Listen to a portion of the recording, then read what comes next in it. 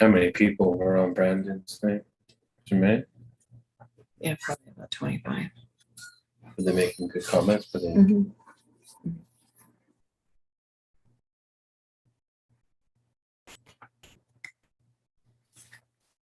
how many people were on Brandon's thing? Jermaine? Yeah, probably about 25. Were they making good comments? But Hello, everyone. We're just trying to get things in order here. Thank you for joining us today. I really appreciate it. We are live on Zoom and also on YouTube, as you guys can tell. And I don't have anybody who has joined in today, so I don't know if I made myself available enough as far as knowing what the Zoom codes are or whatnot. But it is live if you guys want to jump over. And of course, you're only going to be seeing this on YouTube because this is not able to feed at YouTube and Facebook at the same time. I'm looking forward to sharing this book with you guys. And I apologize if I didn't make the invite maybe easy enough for you guys to access, or maybe there's just not an interest in the book, and that's okay, because I'm going to take my time to continue reading it, and I am going to share some excerpts about this, because as Ken and I were talking, I shared with him the other day, we were on an hour drive, actually a 2-hour round trip, and I read to him as the introduction, and I've highlighted some things that I really want to talk about why this book to me is in the practical application. So, because if we have, it looks like our friend joining, which is wonderful. And Brian, I'm glad Brian, you're joining as well. Hello. Hello, can you hear me? Yes, we can. It's so good to hear your voice. It's good to hear yours too and finally see you. I'm looking pretty raw this morning. That's fine. If you want to keep your camera off, that's fine. We know who you are. We're a dear friend of ours. And so I'm just happy to have you here for as long as we can have you here today. Oh, I forgot. There I am. Beautiful. go. How are you? Shalom, shalom. Shalom to you. We're good. I've not been far away, just a very busy. It's been a crazy summer, but I'm still with you. Awesome. I'm glad. And amazing. Isn't it? I Gosh, hi, Greg. I was just called, to it. I just know it was for this time.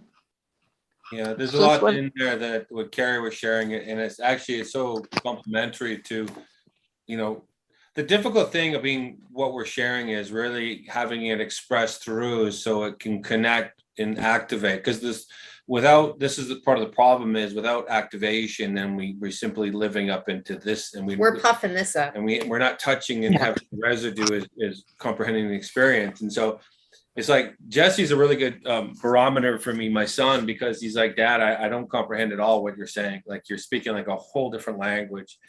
And that's concerning to me. It really, it might grieves my heart a little bit because I don't want to, I don't want to sound distant. My heart is to connect, but yet this is my language. This is how I'm wired. This is my hardwiring with spirit within me that puts me into relationship with the experience of where I'm at. And it's organically me. I'm not trying to have it formed by any other form. I was told, it was required of me, don't read anything. So because it's an influence then that becomes another definition or another man's interpretation. So I was really encouraged not to read anything. So then now I have my expression, but it becomes my expression. Well, when Carrie was reading this book, I'm going like, oh my goodness. It's so similar and to what I'm trying to translate through as a result, but it needs to be activated in a form and a fashion. So I think that we have been organically enacting what we're seeing. Carrie and I are both practicing enacting until it becomes manifest as our reality. This is what we do. But the difficulty is again translating that format to tell people we need to get out of the old paradigm of just I heard it, therefore I know it, therefore I am. Yes, that actually is true, but that is That's the lofty. When you have to enact before that concept of thought starts to enact on that level of consciousness. Right. So when I heard her share this, I was going like, wow, that sounds completely like there's some pages in there that I could have wrote. Yeah. And because I can totally connect to what he's translating through without even being in the Aramaic or the Hebrew. Yeah, So, when I got halfway, I can too. Yeah. I got mean, halfway. it's amazing. I was just telling Jesse this morning, because I told him that we were going to be sharing this and talking about the introduction today, and just in bringing people's attention and awareness to it. I said, I'm reading it and I am seeing Hebrew concepts all over it. I'm seeing Hebrew letters all over it. I'm like, man, he is totally, discussing the ayin. Yeah. He's sharing the bet here, or even the aleph and the yod. There was so much within this book. I was like, this is the companion manual, the how to activate in what the sacred languages are telling us. It's providing all this information, but then it connects science with it. And that's what I think has been so important. Is to connect the science and the spirituality into a oneness unity instead of separating them, because they're not meant to be separated. No, it's the science of consciousness. And but man has tried to do that, but it's never connected with me until I got and worked on the Hebrew. Now, I don't know it to your extent, but I can resonate with, Ken. I mean, I resonate with both of you so much so that it's just like flowing. I get it. I get you two. Yeah. I get it. And it's nice to be got, Lynn. It's nice to be got.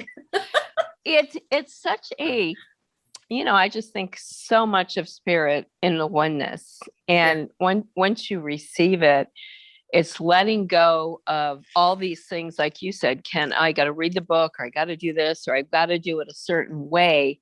And I really struggled with that because my mind has a hard time wrapping around all of the letters, Carrie. And I really want to take this class. But yet I'm like, I don't want to get frustrated because I've done enough, but it's so much and overwhelming to me. Well, and that's why we'll end up, what we'll end up doing is having opportunity for mentoring moments to happen, so that you know how to activate it and what does it look like, because it does, like anything, like even with Greg, with Dr. Joe Dispenza's book, you're starting to read this information and it can be very overwhelming, and we try to simplify it as best we can. But like learning anything new, there's a learning curve. And the biggest thing that I would suggest to you, Lynn, as a personal friend of ours, and Greg, by the way, I am so happy to see your face. I have missed you. I have missed you, my friend. So I'm glad you're here. My goodness. Likewise. I just want to let you know. I mean, it's like family starts gathering, and then when you don't see each other for a while, it's like, oh, where are they? So I've missed our Saturday gatherings. I was really happy to see you on this morning with Brandon. But Lynn, I would encourage you, and I would encourage anybody else. So whoever is listening, if they're on YouTube right now and they're listening to this, I would encourage you just to be kind to yourself. Just be really kind to yourself, and realize that as we're embarking on these new things, we are going to have frustrations, and it's okay to be frustrated. It's okay to feel like you have to walk away for a little bit and regroup, because the information is new and it can be overwhelming. And I totally get that. Do you think, though, what I'm understanding and feeling here, just here and receiving it all around is it's in me. I know it. I know this. Yes, it is. This is what we're just on another broadcast. Someone else has to come on, and so we just trying to transfer it over there. Our friend Brandon. Frustration. Okay. This is exactly. Hi, Brandon. Transmutation. Going from the morphology from one state to another state. This is alchemy, really, and they're using language, but really we are alchemists mixing ingredients, and so we comprehend the ingredients to become an intention, right? And so we are partnering with influences. The words are influencing us through their demeanor and through their characteristics for us to comprehend, to understand them. They want to move us from beyond understanding to understanding them through comprehension. So the Aleph, we need to recognize that we are all the Aleph Tav, but, and again, that could be sacrilegious to some, but make no mistake, it's a progressional becoming. And so in the agitation, I get that. Yeah. frustration is something that I'm very familiar with, and I have been very familiar with. And if we let alone too long without resolve, it will find anger. And then the anger will find suppression, and then the anger will find an outlet some way or another. So agitation or frustration is but the body seeing the resolve that is in the answer of the Aleph Tav. So frustration is really good to tell you, you're right. Yes, it's within you. And this is where we get the authority of speaking, because the word is within you, that's seeking agitation to find that level that it starts spilling out of your mouth. Right.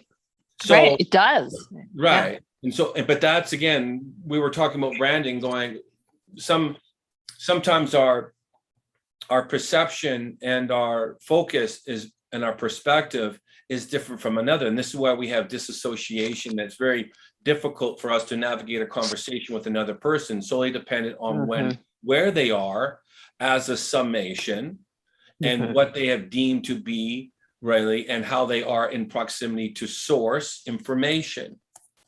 Because this is how we are formed, is through information. Information is static, that seeks formation through the activation of the verb of committing to the word, right? That's what it does. Right. Right. And so if we share with someone, just say if we were on a compass and one person is north and another person is still west, revelation of the north perspective is not going to be comprehended by that of the west. That is solely based on progression of degrees of coming into equal measures. And Yeshua was well acquainted with that, and that's why he spoke in parables. He was speaking, say, a northern language to a Western mindset. And they had to wrestle through that to find the resolve of that, to bring them incrementally into the resolve of where he was positioned. And so we're all wrestling the same wrestle, and we're all in the same frustration. It's just the same but different. Yeah. Yeah. I just find it hard because there's so much. I was just a funny little side note.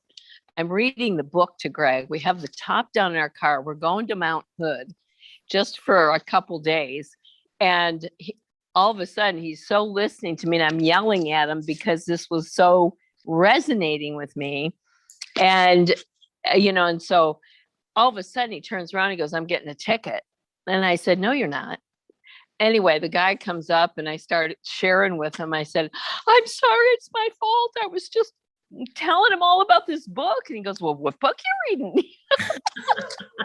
But anyway, the guy I said, "No, he's a perfect driver. He's never had any tickets." And he goes, "Well, do you want me to give him one?" And I'm like, "No, but that's just what you attract." And it was a beautiful experience, and we walked away without a ticket, but it was amazing. It was amazing, but it's so in you, you just want to spill it out. Right. And it's just like what you said, Yeah, the difficulty is articulating what's within you, that you're resonating to clarity. Right. Well, I was just reading the book, but I was reading his words, but not everybody's ready for that. No. They're like, and I'm like, "What don't you see?" It's, anytime that we're talking about change and we're talking about what it's big. Yeah, Regina's there. She's just not on camera. And I'm glad my friend Regina's here. She's here, and our friend Lemoyne is here as well, showing his face today. And our friend Kathleen Brown as well. So I'm glad that you're here. Hi, Lynn. Good to see you. Good to see you. Finally, sort of.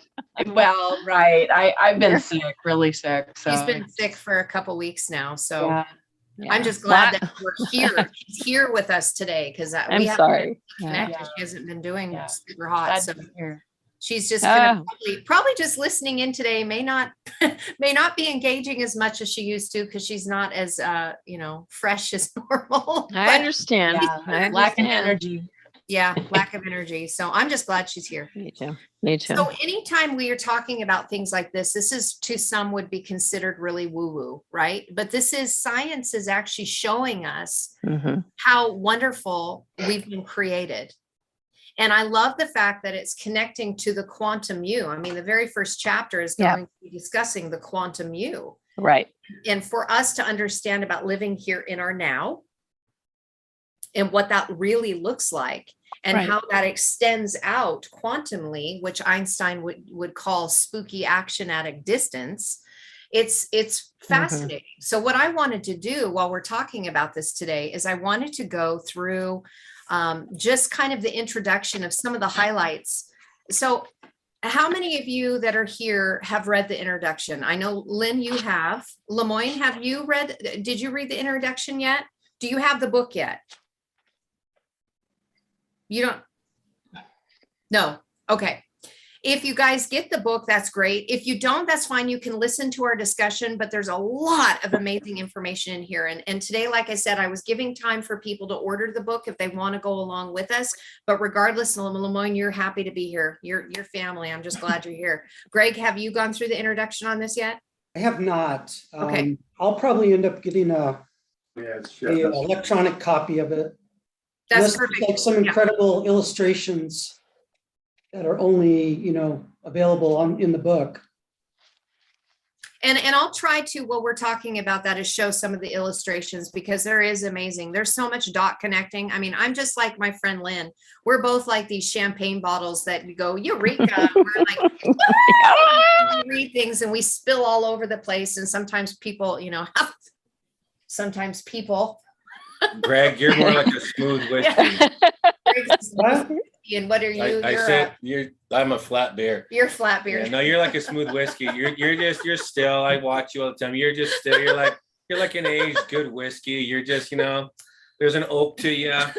Little hint. Hey, that's good. That's tree. Yeah. Tree is a really good Hebrew word. Yeah. Ayil. That's about strength and power. So it's a good thing. Yeah. It must be something in the name of Greg. It was just an oxy. Right. Lynn's married to Greg. So It's so weird. He's like that. For most of my life, I have not met a lot of other Gregs. And all of a sudden, like everybody's name is Greg. Yeah. It's confusing. I'm used to just being the only one, and somebody will put something in the chat and I think, oh, is that to me? Oh no, that's the other Greg. well, I like Greg's. They have their own flavor and they're awesome people. So it's good company. It's really good company. Why? I actually think that you're like a beer on nitro. There you go. You're not flat, you're just smooth. There you go. You're just smooth. So Right. if you can be a nice aged whiskey, you can be a good nitro beer. I was just using a polemic from champagne. I'm definitely not champagne. I'm not a. But anyway, so continue. Okay. So yes, if you guys haven't gotten it, please do. This is an amazing read. I mean, both Lynn and I are like major champions for this already, to be able to see the application of it. But Ken did connect to it when we were talking about this. I love the fact that that Joe Dispenza, if you haven't done any history on him to find out what happened to him with overcoming obstacles in his life and why he wrote this, my friend Regina has followed along with a lot of Dr. Joe Dispenza's work. Greg Braden and who's the other gentleman that the three of them palled around together? Bruce Lipton. Yes, Bruce Lipton. Yes. Lipton. Yeah. They are all very much that when they were working together, it was all about the heart-brain coherence and the importance of that. And, they've all branched off and they're doing their own things. But Regina was as my friend, she's been in this a lot longer than I have. This was something that I was just recently introduced to. And when we can see about how this is all connected with the heart-brain coherence, we can see truly how this is going to bring a state of shalom within us. Being coherent instead of having the discoherence without coherence, which creates, if you were listening to what we were talking about with Brandon earlier, about us entering into chaos. Chaos is when the heart and the brain, when these aren't aligned, and they're malaligned for many reasons, especially through trauma, childhood woundings, things like that. And we need to be able to work through that. But through Dr. Joe Dispenza's it's his testimony. there's a lot of power in what he is saying because of the testimony of the application of that which he's sharing with us. And all of these wonderful testimonies of what this means to us and how it is applied. And that he's like boots on the ground guy, you know, he does it. It's not just him talking about it, it's him activating it and then sharing the science behind why. When I was a younger girl, I used to drive my parents nuts because I was always asking why for everything. I mean, everything was why. Whenever my parents would tell me to do something, it was why, you know, and I can only imagine how annoying that was. But I'm a person that loves to know the why behind what I'm doing. Because if I don't know the why, then I can't really properly connect to it like I would. I don't really like to be told what to do unless there's a why behind it, if that makes sense. It's not that I'm rebellious. I just curious. Well, there's not necessarily, rebellion is not necessarily a bad thing. No, No, no, it's not. Depends on the eyes of the beholder of what the situation is and how they judge it, right? Yeah, if we reframe the word and redefine it, then we can take it. What we're promoting is taking everything to the innocence, taking all definitions that have been filled up and then projected upon us. We have the ability, because of who we are, is to reframe it, take it to a foundation, reframe it, and then make a new covering. And again, these are lofty concepts, because at any stage we can reframe it with a definition. That definition is solely dependent on where you are in your journey, and that definition may change. But Carrie's question of why is so huge, because really in Hebrew it's me, and it's the same question for who. So me is the word, it's mem yod.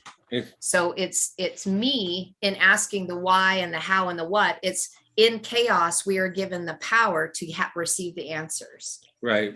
So it's a prefix actually to the name Michael. The name Michael. It's Miki. So it's Mem Yod, Kaf Yod, and then Aleph Lamed. But it's actually a little deeper than that. But it's really saying, it's already saying who you are. If you're connecting with the vision, it's already saying you're being reared up from mother. That is the prefix. And then the suffix would be you've tamed yourself through mother to grasp the vision of father. And this is the practical of asking the question of why and who. Yeah, and then showing us how. So it's the answer, it's the resolve, it's the return. The resolve and the return, which we're all looking forward to. So in the first page in the introduction, I love that he said this, that he said, I've been privileged to be at the forefront of some of this research, not just by studying the fields mentioned above, but also by observing the effects of this new science once applied by common people like you and me. And that's the moment when the possibilities of this new science becomes a reality. Now, granted, this book has been out for a little bit, so it's not as new as when it first came out. But for some of us, this is new information for inward formation to then recreate our reality. And we've shared openly enough that as Elohim, we created this reality around us to experience it. And if we don't like what we see, then we need to recreate it. I mean, it makes sense to me. Well, yes. To recreate the reality, the projection that we are projecting outwardly. But then again, how do you do it? Again, that's threatening to some people because you're stepping on some pretty big shoes on that one. But again, that is solely based on what and how you are, how you see yourself, have you redefined yourself, and then what you've deemed to be creator source. And that's solely based on ingathering. So it is taking formation. That's how we see from a perspective. One thing I wanted to point out, and then I want to talk about this as we're going, because I don't want this just to be us discussing. This is not just Ken and I talking to you guys. I want us to be able to discuss some of these elements. And I know for some of you that haven't read this, it's going to be more difficult to jump in. So Greg, I'm totally fine with you listening, but if we make a comment about something, please jump in. Mm-hmm. I want to hear from you. I really do. You have a lot that you bring from the table, and I've missed chatting with you. So one of the elements that he discussed in like the first two chapters or the first two paragraphs or so as well, he was saying that he was seeing that there were people that had incredible changes in their health and quality of life when they would change their mind. And he actually was talking about that the recoveries that were happening that were from people changing their mind, like applying this method is that they would be labeled as spontaneous remissions. In other words, we would call that in like a Christian circle would be miracles, spontaneous remissions. But he was seeing that through the examination of the inward journey, because again, we talk about it all the time. We have to go within, that when he was looking at it was closer, that he was seeing that it was apparent that it was a strong element of mind that was involved. I'm going to use something I shared a couple of weeks ago, and I'm going to say it really quickly, but it finally connected when I read this book. When my neck was healed from a car accident, when I hit a cow, actually I was a passenger in a car and we hit a cow going over Mount Hood. Lynn, be careful in that Yeah. range up there, because there is an open range up there, and I know it Mhm. firsthand because I hit a cow. When I hit the cow, or as a passenger in this car, my neck had some serious damage. I had really bad whiplash. It was really, really bad. And I'd already had previous trauma from my life earlier. Mhm. And I was going to the doctor and chiropractors and massage therapists, and it was horribly painful. And I remember crying out in prayer. Man, this was years ago. Gosh, how many years ago? 15 years ago, maybe? Yeah. About 15 years ago. So I'm crying out in prayer because I am in terrible pain, absolute Mhm. terrible pain. And I didn't want to take pain pills, and I didn't want to live on Advil. And it was hurting me to do my daily job because I was a nail tech and a hairdresser, and Yeah. those kind of things, your head's down and you've got all that weight, and I've got all this neck trauma. And I remember crying out, and I heard within my spirit that I was going to be healed. And I heard this: you are going to be healed, but you are going to be called out for your healing to manifest. I'm like, okay. So I heard it within through spirit, and I took that as like gospel message. Okay, I'm going to be called out. I'm going to get healed. So I kept pondering that. I'm going to get called out. I'm going to get healed. And I didn't let go of that because the pain was so bad. I needed to have a resolve. Well, about 4 weeks after that moment, we were going to a conference at Bethel Church. Yeah. Yeah. I remember, didn't you do I did, but I'm I for listened to people that. who haven't heard this, I'm just going to sum go it. ahead. I mean, Yeah. it's really good. So we were at, and the speakers that were here they came from the Toronto outpouring, wasn't it? Mhm. And I can't remember their names, and I don't mean to disrespect them by not remembering their Arnotts. names. What was it? Who? The Arnotts, I believe. The Arnotts. Maybe. I can't remember. Maybe Ken's got it right. But they were the guest speakers that were there from the Toronto outpouring. Anybody that knows anything about Christian movements and all those kind of things. And they were going to be the guest speakers. And so Bethel is very much one that does believe in healings and has had some incredible history of people being healed of all kinds of things while they were there. Well, they were having one of their moments in their meetings, and they were calling out people to get healed. And they would say, there's somebody here that has issues with high blood pressure, or there's really specific things. And I remember in he calls out and he says, there's somebody out here that has a neck, a neck wound. Something something's wrong with your neck, and it's pretty grievous. And they didn't say anything else. And so everybody that was with me in our group from our church was elbowing me like, that's you, that's you, that's you.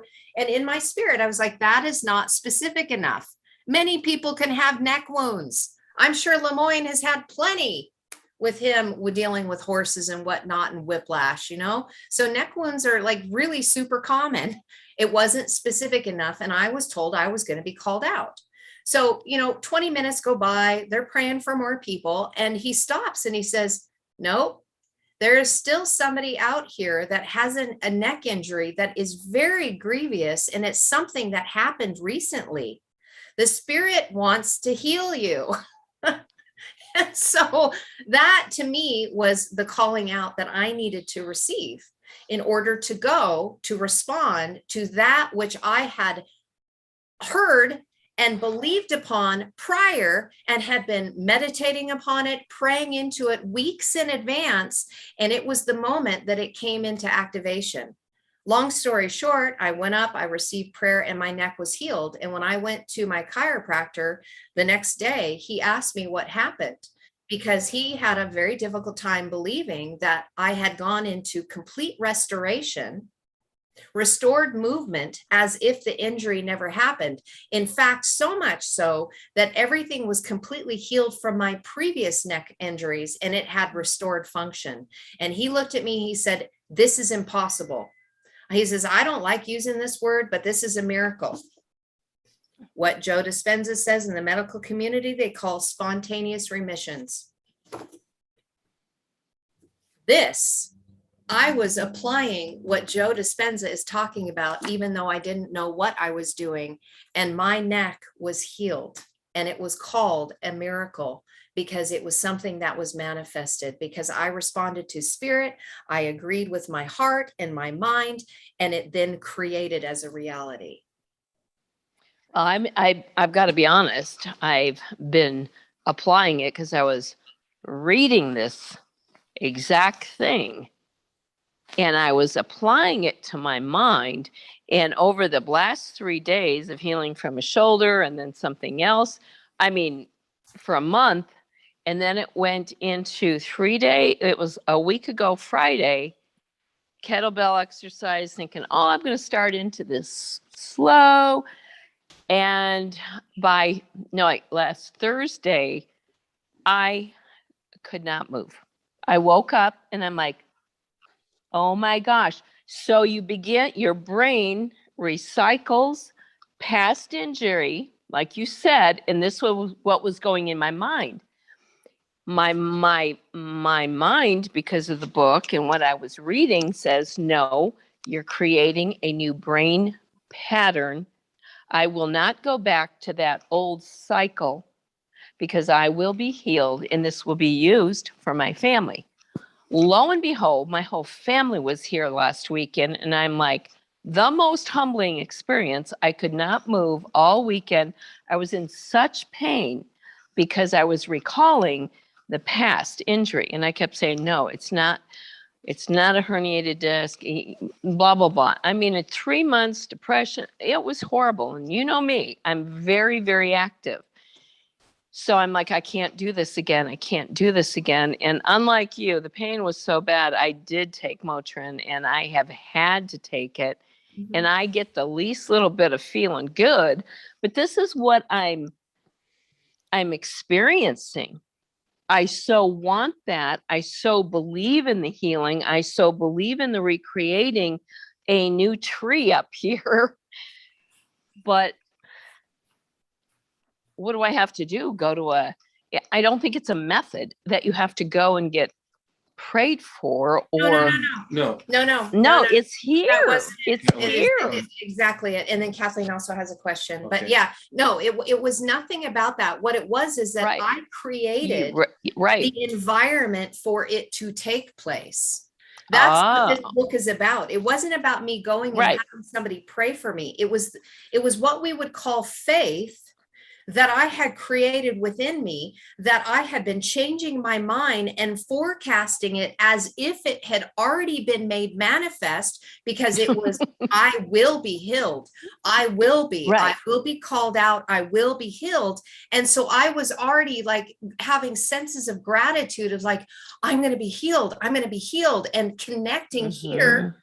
And then it manifested. The old paradigm. I see you, Kathleen. I'm going to let Ken comment. And just to bring a little clarity to this too, because this is exactly why we're sharing what we're sharing, is to create neuroplasticity. Yeah. Neuroplasticity is the thought pattern that makes new pathways. That's where you're expanding pathways and you're deleting, you're defragging, and then you're creating it within your head. Well, this is where we're sharing right now about the power of influence to intention, and the gap between that. The world's inversion, the old paradigm of the Christian mindset, nothing wrong with it.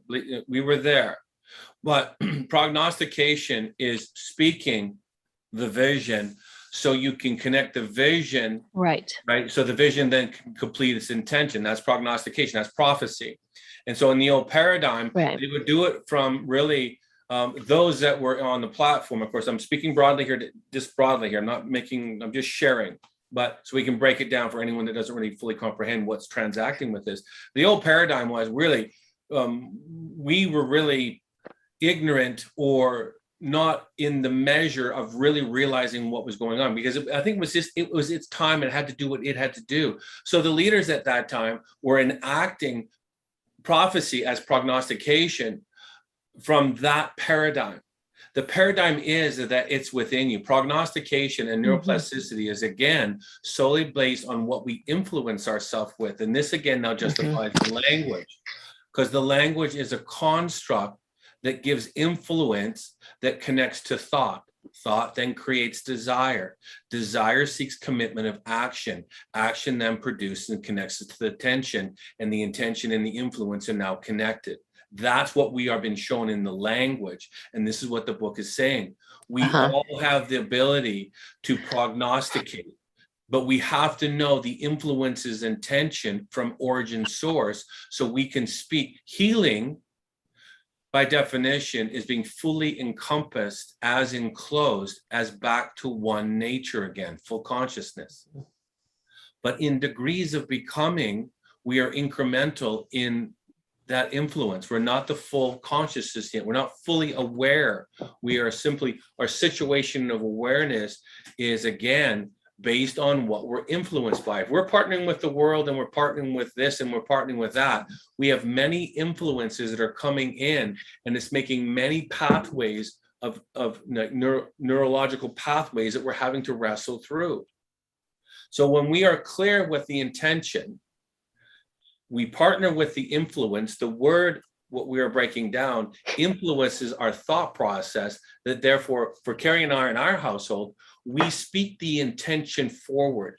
We see it, we converse together, and then we go like, wow, this frequency is resonating. We share it and we say, let it be. So we're creating our own covering through redefining ourselves by what the word is showing us. And then we speak it, prognosticate it, and therefore we create a new pathway. That's the narrow path. Right. Well, I guess it takes a while to build a new path. Well, this is what this whole book is telling us. Kathleen, you had a question? It's as easy and hard as becoming the Christ anointing. Yeah. I think, am I on? Okay. I think you guys already kind of covered everything right there that I was going to ask or share, but I've suffered, with rheumatoid arthritis for 36 years. My aunt had it, my nephew, my great aunt. And so there's a real belief system in my head that this is inherited. This is just it. And yet I've had a very full life up until the last couple of years. And what I wanted to share, and Lynn was sharing, I was thinking, this is a process for me. I've read of people who have had spontaneous healings, like immediately. And I've been called out for different things, not health at church, and they happened. And so I believe in all that, but I know that I have a lot of old thoughts up there.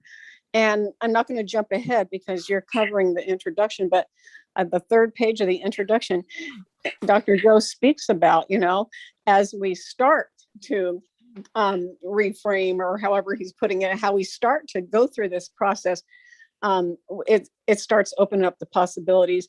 And we get rid of those old negative thoughts. But for me, it is a process. It's not, it hasn't been spontaneous. And I'm okay with that because I'm learning so much from you guys. I mean, I was reading Dr. Joe and his testimony of how he was hurt and how he got better. It wasn't overnight. And so I just wanted to share that, Absolutely. Absolutely. I'm really glad that you did mention that because it is a journey. There are different ways of healing. So I'm glad that you mentioned that because yes, some are over time and some of them are spontaneous. But again, I see all of this as a level of experience for us. Sometimes the experience is the spontaneous healing. Sometimes it is the patience through the process of healing that is necessary for us to stick to it and stick with the process because it is teaching us something. Or rather, it's revealing something in and through us through that process of teaching. Yeah, I think spontaneous miracles just remind us of potential. Yeah. So one of the things that he talked about that in this beginning portion is that his purpose of this book is to build a realistic working model of personal transformation that will help you understand how we can change. Ken is always saying about change cannot, it will not happen without application. And I totally 100% believe that. So Dr. Joe, in him putting this together, is giving us a practical way as a roadmap of how to do it. Mhm. If that makes sense. That was his wholehearted. Absolutely. Yeah. And then Yeah. I loved then another aspect he said that he has a sincere effort here to demystify the mystical so that every person understands that we have within our reach all we need to make significant changes in our life. And then he ends it up and he says that each of us will become both the mystic and a scientist in our own life. And I love that. That's I do bringing too. science and spirituality together. This But- is the only class I get. I could have flunked science, but I get this. That's what Yeah. I'm saying. I Yeah. get this. We just, the problem is for the majority that, and I'm excluding this group, but it has to move from the head to the heart. We have Yes. to take the information. Oh, absolutely. This is the heart rate coherence that they're talking about, is that we keep it in the head. Give our dog, Jesse's Mishka. coming in. Mishka, it's just Jesse. Well, we keep it in this concept of thought, you know, It's and it just becomes Jesse. analytical, and then we try to reason it through, and then our analytical mind tries to justify it.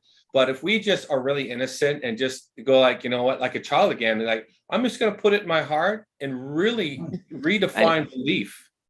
And just like it is, it simply is that. And Yeah. and unfortunately, most of us have to go through all the defrag of old paradigms and programs that we have to wrestle through. And that's okay too, Mhm. but it's meant to be innocent. So what I'm probably going to do for the rest of this, I'm just going to read quotes out of the book, if that's okay. I'm just going to go through what I've highlighted, and then we'll go through his chapter summaries and then talk about some feelings that we have or things that might be coming up in us as we're hearing what each of these chapters are going to be covering. I know when my friend Brandon, hi Brett, it's good to see you. When my friend Brandon was reading over this, we had a chat a little bit yesterday on Facebook, and he's like, this is going to be a really fantastic book. I'm like, yeah, it is. So Dr. Can you tell us where the page that you're Yeah. reading from so we can follow along? So this would Okay. be 10:5. What is that? Page 17. Page 17, I guess, is what the XV and the two ones Right. are. So it's the page 17 of the introduction. So second paragraph down, he says, if you make the effort to change your inner world of thoughts and feelings, your external environment should begin to give you feedback to show you that your mind has had an effect on your outer world. Why else? Oh, So it's again, huge. why It is. else would we do it? So the fact that our outside Mhm. world, this is where we're talking about changing our reality, that Right. outside world is giving us feedback because of the inner journey of what we're doing on the inside. That Right. is the whole purpose of the matrix. So literally what this book is helping me to do is to redefine the world that we live in and the purpose for it. Remember why I said, I ask why all the time? Why are we doing this? What is this all about? Can somebody tell me? It's feedback. Well, the answer comes, and Lemoyne would agree with this immediately. I mean, you think it, before you'd pray for something, and it's just like, oh, it's not happening. I may have to manipulate the situation. Well, here you begin to believe it and speak it as it is.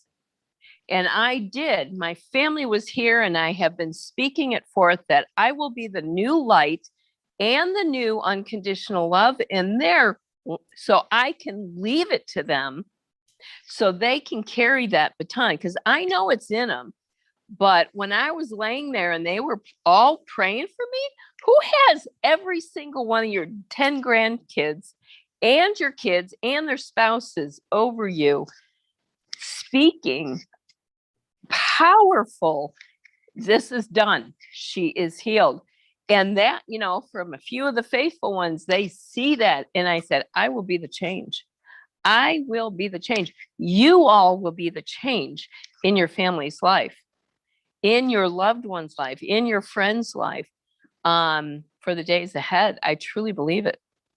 I truly believe it. Yeah. Hence why we're doing all that inward journey work. Yep. right It's now. hard. It's It is hard. but it's worth it, right? It's so It's worth really it. worth it. And the outside world is giving us a lot of distractions to keep us from going into this inner journey. But that's why the sacred writings, that's why I see them going hand in hand with us, because it's Yeah. continually pointing us to the inside. I mean, everybody knows that in the writing it says the kingdom is within, right? Right. The Yep. king's domain. So if we're talking about a sovereign language and we're talking about becoming sovereign beings, the king's kingdom is within you. Right. Right. It's not out here.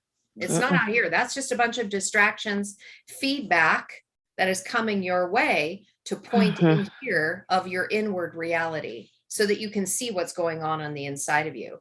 So we're creating all this chaos out here by that which we are releasing. We're releasing all of this and it's creating chaos because we're no longer carrying it. We're choosing not to carry the chaos anymore. Right. There is a confusing aspect to this, and I want to use that word very innocently so we don't give him any authority.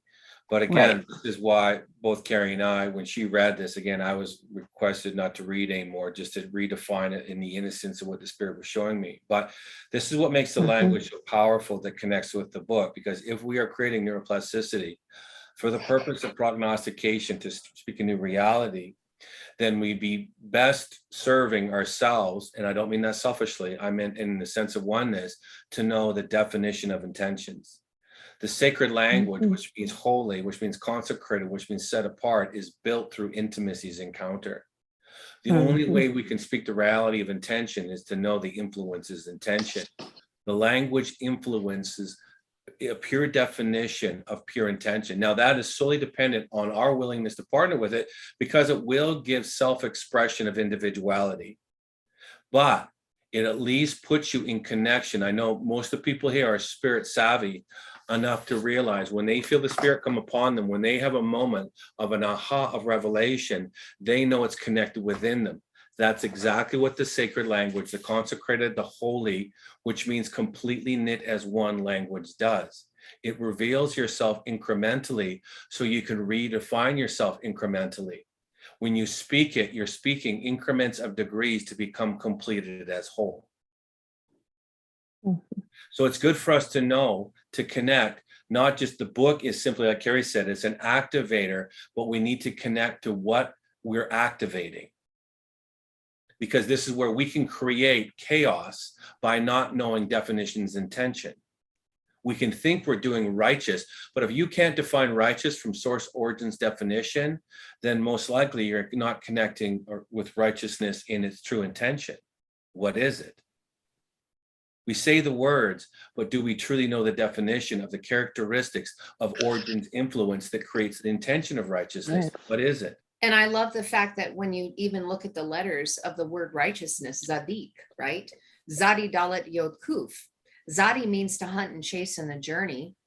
Dalet means the door that goes inward to show you where you're weak and feeble so you can deliver yourself. Yod is the power because you've chosen to give instead of take, but you're also receiving power, means, and direction, right? Through the work and deed of your hand, not somebody else's, so that Kuf, you can compress light within by rightly dividing, finding the middle path between light, dark, which then renders and neutralizes it in that place of neutrality where now there is no dark because the dark and the light have become one. That is neutralizing it. So that is like the definition of what righteousness is. That's Zadik.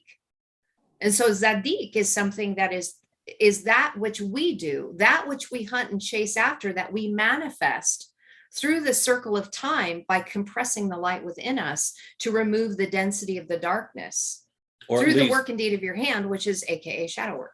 Right. Yeah. Redefining the darkness. Yeah. Redefining it and bringing the light into it. This is and not hiding from it. This is the great mystery. Exactly. So this again, applying and taking the sacred languages into a practical scientific discovery, revelation of what this quantum being of who we are in how we create so that we can be responsible creators. Again, how can you create the intention if there was a compass and there was all degrees and north was or east equates as finality, but you're still in the south and that's what you're creating, then you're going to create south's intention. How do you know beyond a choice that you do not know? I tried writing a paragraph based on neutrality's position, based on what I was seeing, what the sacred language is showing me. So I was building a reality, and I had to stop and realize when I started seeing it through from my heart's perspective, I realized the best equation was when I left the page empty. Mhm. Because as soon as I touched the page, I then just defined it and minimized full potentiality. Now that was me connecting with spirit and going like, as soon as you touch the page, Ken, you've just brought definition to thought, and now you're in creative mode. And it scared me. It was a really intense encounter. So in other words, taking responsibility for that which we're creating, even through the written word of that which we write through our own hand. This is how we create, but yet we realize it's a movie theme. Oh my goodness, I thought I was doing good. Do you even know what good is defined as? It's simply a degree of where you are, but it's a lofty concept, and I wrestle it much when I realize it's just the innocence of nothing where everything is. We need to center ourselves in the absolute consciousness of self-awareness and really create from that perspective. It goes very lofty, very fast. Oh, yeah. So I want to read a paragraph here to you, and I want us to talk about this because this was, I circled this and put key for us to understand about what the process of the doing instead of just head knowledge. Joe says it's on the same page that we haven't gone any further. If you take intellectual information that you learn as philosophy and then initiate that knowledge into your life by applying it enough times until you master it, you will ultimately move from being a philosopher to an initiate to a master. And then he says, stay tuned. There is sound scientific evidence that this is possible. So this concept right here, right? This is why we were saying that the knowledge aspect of it, just getting something up here without the activation, we are actually initiates into an esoteric hidden knowledge that is coming now and is being revealed in the time of the revealing so we can change our reality. For all of us, collectively. That is some amazing power, and that is a huge responsibility. I believe that confusion is created innocently. It's just the unknowingness that we do it because we don't know the full potentiality of who we are. So any thoughts on that? In that statement that Joe was just saying about becoming from a philosopher to an initiate to a master? Does that resonate with any of you? I have a thought, Carrie, Kathleen. Sure. I was thinking about how Brandon has brought up several times, you know, that just because you read a book and that old mindset, I can't remember what he said, Roman Greco or something, that doesn't mean Greco-Roman. Yeah, it doesn't mean we know, you know, we may know about it, but it's not the same thing as the potential, like you just said, of acting on it. And maybe that's what you call activating. But yes. I know that I was always a reader. I always wanted to know everything, and not for pride either. I mean, I kept a lot of my stuff inside, but I was hungry for any knowledge out there about anything. But I don't think I had the bravery, and you'll probably read later that Dr. Joe says at the bottom of this page, we have to be brave because this is a journey and hard work. So that's why we're contained in the envelope of time. That's why this construct is here. It's contained here. It can't go beyond here. Like when you start seeing what it's doing, like, and I believe this is why the Spirit said, don't read anything, because of what we are sharing from our position with the Aramaic and beyond, like just the script of, you see the morphology, is if you partner with another man's intention, his definition, then you're creating his definition. We've lost sight of critical thinking to find the resolve ourselves, where we have the ability to go in and extrapolate a greater version of ourselves. That's how we pull self forward. When we comprehend that, we are partnering with ourselves outside of this dimension, when we introspection go inside of ourselves to wrestle through a thought, to then not have another really influence. It's very difficult not to have that because there's influences everywhere. We can take a piece and then apply it to our puzzle, but I don't know another man's definition to be my definition. I cannot, I'm not wired that way.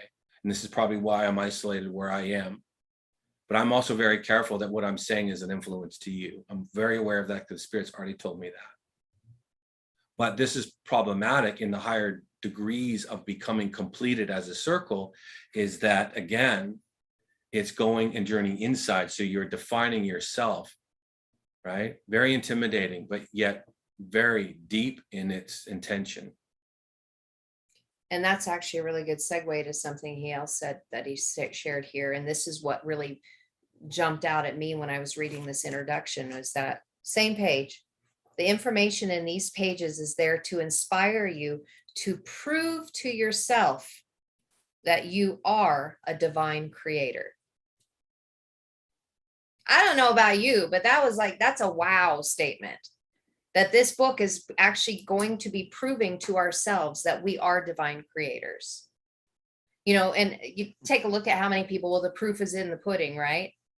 The proof is what, if you're understanding the why behind and the how, and that you are creating your reality, you then prove it to yourself, because it's a doing. It's not something you read. Like, I can share with you, and I've shared with you guys before on the verses like in Psalms where it says you are gods, and it's the word Elohim. And then you can see in the beginning in chapter 1 of Genesis that the Elohim created, and then that the Elohim were separated into light and dark, and that you were created a little lower than the Elohim simply because you were needing more information because you didn't realize that you were Elohim. So now we're taking the sacred languages, we're taking the writings of what it says about us, and this is saying this information is going to prove it to you. I don't know, like that, I just want to jump off the couch and go, yes, scare the cat as it's sleeping, as I get excited that there is an ability for us to prove it to ourselves that we are truly creating the reality and we can do something about it. So when I hear that, it stirs me into reverence. Well, absolutely. Like, I get excited, again, but I'm wired. We're wired similar but different. But it makes, when I hear that language, I close my eyes and really allow my heart to feel what she just said. It really intimidates me in an innocent definition, that it draws me into really reverence, and then I have to go seek out what reverence is, and then I got to extrapolate this seeking that wants to resolve itself, so I know why I feel what I feel. I want the feeling to manifest as something. I just don't want my feeling to just move in a direction. I'm going like, wow, I need to know what because that's what I'm feeling.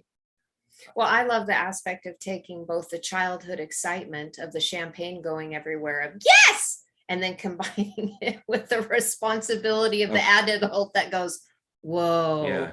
That's how I see it.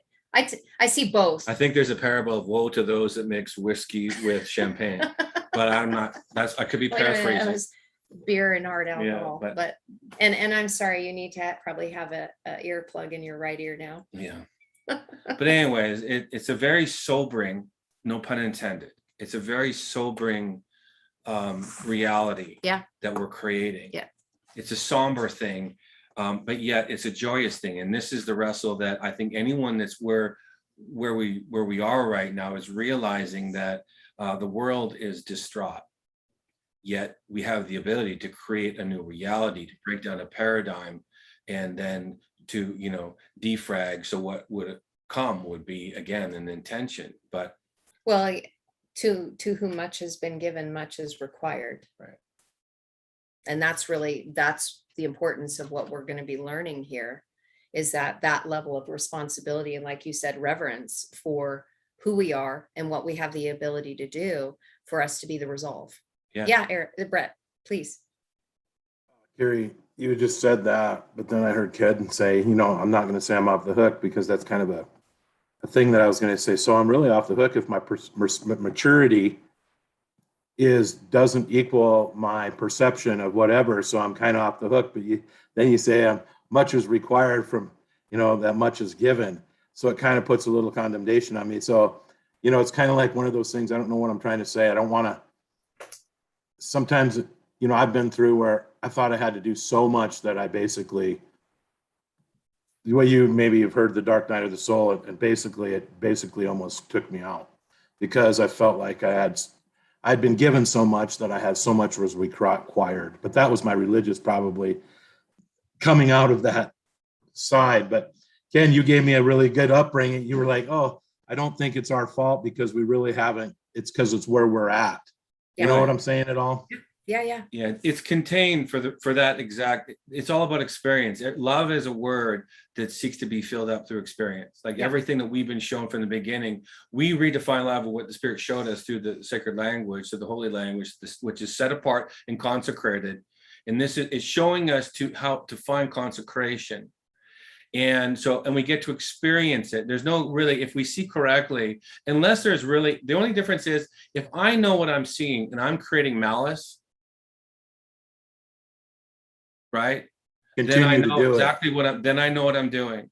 Like that's the stuff that draws me into my little cocoon, and the realization, oh Father, like it starts to really, I feel the weight of it going like, am I speaking just out of tune because I want to, what exactly is it's as much as I want to share outwardly, I'm 10 times inwardly because of the realization, purposely said, of what is being shared and the potential of what's being shared. And that seems like that brings that denseness in you. And then when you hear the beautiful side of things and you're doing your righteousness and you feel good about yourself, you're doing your spirit, soul, and body, and everything's good. It's like it almost burns that denseness out of you in your physical. Yeah. It's wild in your heart. It's when you said that, you know, I'm off the hook, you know, I know it's just a phrase, but again, how I hear, because of what I see and partner with, is I hear certain words and we use certain words, but even at that, what you're stating, we're all that's the vav, and it really means measures of mother and father, because the vav is 2 vavs and it means to be pierced by the hook. Mm-hmm. It's right. So we are all, but before there's the vav of establishment, because the vav always means expanse. Really, we are given a vision because the yod is seeking the vav's connection for expanse. So that's the hook. Yep. So we are all being pierced incrementally with vision that allows us to connect to the piercing. When we're fully pierced through, we have the revelation of mother and father's expanse as one. We are knit together hemispherically in the brains, thinking not dualistically anymore. We're thinking in the potential of oneness. So we're no longer ping-ponging between good and evil. We stand between it, knowing them both equally balanced. How do you create from that perspective, knowing that? But you're knowing everything is cause and effect still. If you're going to step into a measure and speak a measure from where you are, it is purpose for you to know that measure. Otherwise, are we going on beyond cause and effect, you guys, now? It's kind of quantum instead? Oh yeah. Well, quantum and cause and effect is quantum. Okay. We're talking macro, micro, really. Yeah, and I thought cause and effect was still related to the Newtonian side of things, but anyway, I don't want to get off track here. No, it is cause and effect. I mean, quantum, this is a completely different shift than just cause and effect. Within seeing it, experiencing it with an emotion, while we're talking with Dispenza, and rising up to like it's already been finished within. And I'm telling you, I've been working with this for a while. The emotion is really hard to bring in my life. I understand that. But that's exactly what we need to do to get our heart back online. Yeah. Because it's all about the heart issue, and it will always be about the heart issue in this realm that we're living in the density that we're in. It's all about the heart. And unfortunately, society and the way that we've been raised, even through some of our religious backgrounds, has kept us from truly knowing and feeling the depths that are within our heart for many reasons. And I see the struggle that you as men in the masculine area is that, you know, tears were never really allowed for you guys. I mean, that was one of those things that, you know, strong men don't cry, or, you know, or I'll give you something to cry about. I remember hearing things like that. And that's really unfortunate. I mean, I'm grateful that I have a man that I share my life with that is tender, that I do see tears. And it's a beautiful thing to see when a man has been touched within the heart and allows the tears to flow, because that heart is being open and expanded to the point that he's moved. You know, that's a beautiful thing, but getting in touch with our emotions is one of the most critical thing for us to have heart-brain coherence. And it's a hard work. And like Kathleen mentioned at the bottom of the page, it was talking about that we need to be brave. I love this. Joe Dispenza says, we should never wait for science to give us permission to do the uncommon. If we do, then we are turning science into another religion. We should be brave enough to contemplate our lives, do what we thought was outside the box, and do it repeatedly. When we do that, we are on our way to a greater level of personal power, because true empowerment comes when we start looking deeply at our beliefs. Now, that in itself, and I want to keep things like we've only gone through 3 pages and I've got like 5 more to do before 3 o'clock. So we got 55 minutes. So we just need to keep, I don't want to take more people's time. I mean, I'm honored that you guys are spending your afternoon with us. But again, and I'll try to keep it to a narrow, but even the word deep, amag, in Aramaic and Hebrew, I mean, it's directly connected to the word for language. The language submerges us in this subconscious realm. It takes us like a weighted stone down to the bottom so we comprehend who we are. Deep is, we use the word deep, but we miss really what it's saying because it's directly connected to the word for language. Then I also wanted to say the word beliefs goes back to Aman, which we were talking about earlier with Brandon. You know, being a part of oneness, you know, depending on how you look at the word, and our beliefs are going to restructure everything that we're manifesting. I see you have your hand up, Kathleen. Oh, yes. Carrie, as I listened to you, and you were so sweet to become vulnerable last month and sharing stuff that you went through, I was really concerned because I haven't been able to cry in 12 years. And that's a long story about something that someone said to me and all. But I want to tell you something. I have lost 3 of my little animals in 2 months. And this morning I had to put my little cat down, and I'm crying, and I'm rejoicing in that because I know it's important for my health. Yes. And for being authentic and just being free. And so I thank you for, being vulnerable, but also, what Brett just shared, it's a wrestle, not just for men sometimes. I know. We hold everything in. I was a teacher of sick children. I was a grief counselor. I chaplain.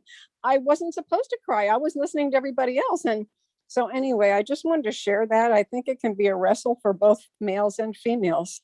Agree. Absolutely. I totally agree with that. Absolutely. I didn't mean to just, It's a temperament thing. yeah, and I didn't mean to just say it's a male thing. I just know that has been a very common oppressive thing that is put upon the male, that they are not allowed to be in touch with their emotions. And yes, it does stream over to the females as well. I mean, we've just had a lot of suppression, and it's time for us to break through those things, even with our belief systems, right? Because some of those indoctrinations create the beliefs that men shouldn't cry, or if you're a grief counselor, then you know how to handle grief, which means you don't cry, or for whatever reason. So my heart goes out to you for having to, lose 3 of your fur buddy friends, your fur family. And that is really hard. In fact, I read your post yesterday, and I was going to ask you when we first started how you were doing, because I knew you were going to be putting one of your animals down today, one of your cats. Yeah. Just really made I cried for you when I read your post. I know you had your animals too. But you know what? Don't think I'm being crazy here. I'm not one of these people, God did this, God did that. I don't mean that, but I know that this pierced my heart. They were like little sacrificial gifts to me, because this pierced my heart in a way that I've been able to cry. That's so Good. beautiful. Awesome. Thank you. Yeah. And I've been encouraged by you too. I'm so glad that you got out and got walking again too. You are such a source of encouragement to me.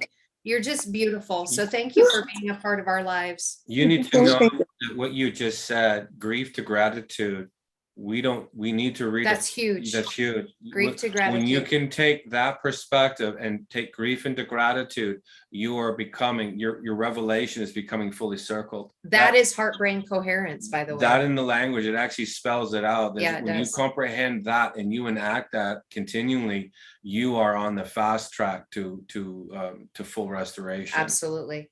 Thank you. Thank you. Thank you for being transparent and sharing that. Thank I you. heard you. I heard you. Thank you. Greg, did you have something you wanted to add to that?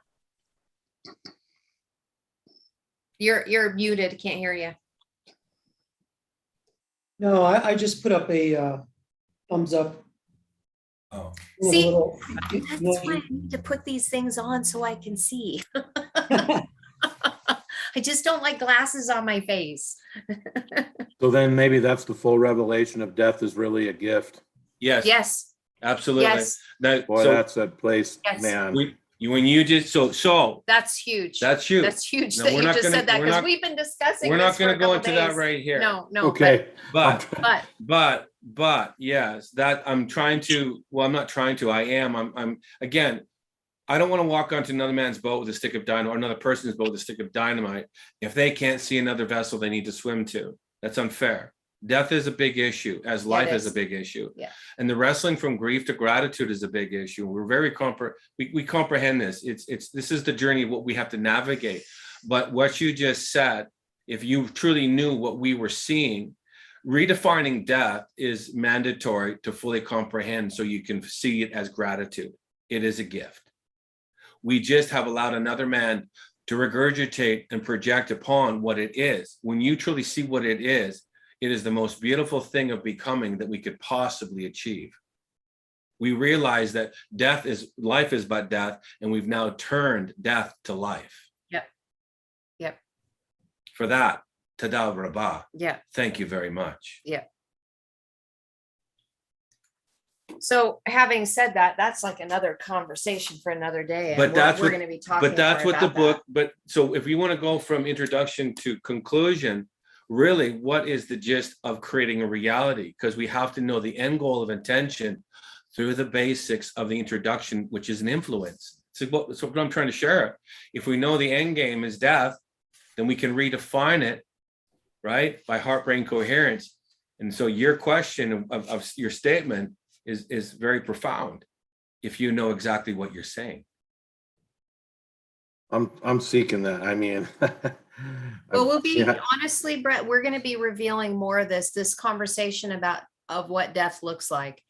Ken and I have more conversations that we'll do, and then we'll record and we'll share them, because this is a very big topic for us to unearth and uncover for us, which is, that's another Hebrew word, Giliana or Gilah or Gili, uncovering that which has been hidden so that we can comprehend this, because this is one of those really emotional indoctrinations, one of these emotional things, because of the veil of forgetting and not remembering that we are eternal beings, and we always fear the unknown. And so for us, that is the biggest fear that we need to embrace. So by being able to uncover it, of the mystery, then it takes the sting out of it, so that we don't have to have it gripped on us, because that fear element and trying to protect our physical vessel in life is what has caused us to become controlled and manipulated.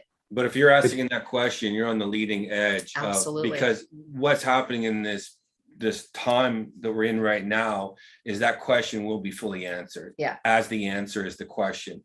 So, but it's not going to be out there long enough for man to grasp it, to turn it into a religion. This won't be a platform that will be built upon to promote man. No. This will simply be released so we comprehend that which we're to become. It'll be up to uplift humanity, Right. But not to It'll promote redefine it so man. people will know and have the opportunity without it being reconstituted and compressed and then regurgitated and then reformed. There'll be no time to do that. When it comes, it will be the opportunity to redefine yourself by its definition. We attach to so many physical things, which is We our do. body, and it's hard to detach with love when you have such a beautiful life you think going on, and then you think you're going to be gone. You know what I mean? I don't want to go there, but detaching with love is something that you say, don't attach to things. It's like, okay, that's a little tough when you got your your beautiful mate next to you and your puppy and, and saying, okay, no, I know that I'm spirit and I'm not, but it's a more of it has to be a deep inner thing work. Yeah, it's stepping beyond the experience to know. I know. So you need to share. We will be discussing more of that, Brett, I promise Okay. you. So we'll have more Cool. conversations Good in the revelation. future. It's a really good discussion. I mean, and so trust me, we will be discussing it more and I hope it'll help. And I would love to hear, what we're all wrestling in. That's actually why I created the page, The Stand 121 on Facebook, is so that we can have these kind of conversations in more of a private manner. Even though it's on Facebook, it's not the same as being here because we are all wrestling this together. You are not the only one that's wrestling with these things. We all are to some degree in one way or another. And so when we can come together to walk this thing out, hence why I'm wanting to promote this book and us walking it out together, is because of the things that we're wrestling, we can resolve all of this. So that is an important wrestle that you have that we need to discuss. And I'll say this one little sentence and I'll let Carrie go. The basis of what we're wrestling by definition is simple as illness to wellness. The malignant to the benign. This is where we turn a nature for a nature. If we redefine both of those elements, we have rendered it down clear to know what the base wrestle is. Malignant to benign in the innocence of both of their intentions. This is the merciful act of grace where we become the favored from ill to well, healed, and whole. And there's a lot in those words. Yeah, I know. So getting back to the book, if that's okay, because I really want to get through this introduction. There's some good stuff in here. There's some really good stuff. Even though, Brett, that was awesome. I'm really glad that you brought that forward. Thank you for your transparency, for sure.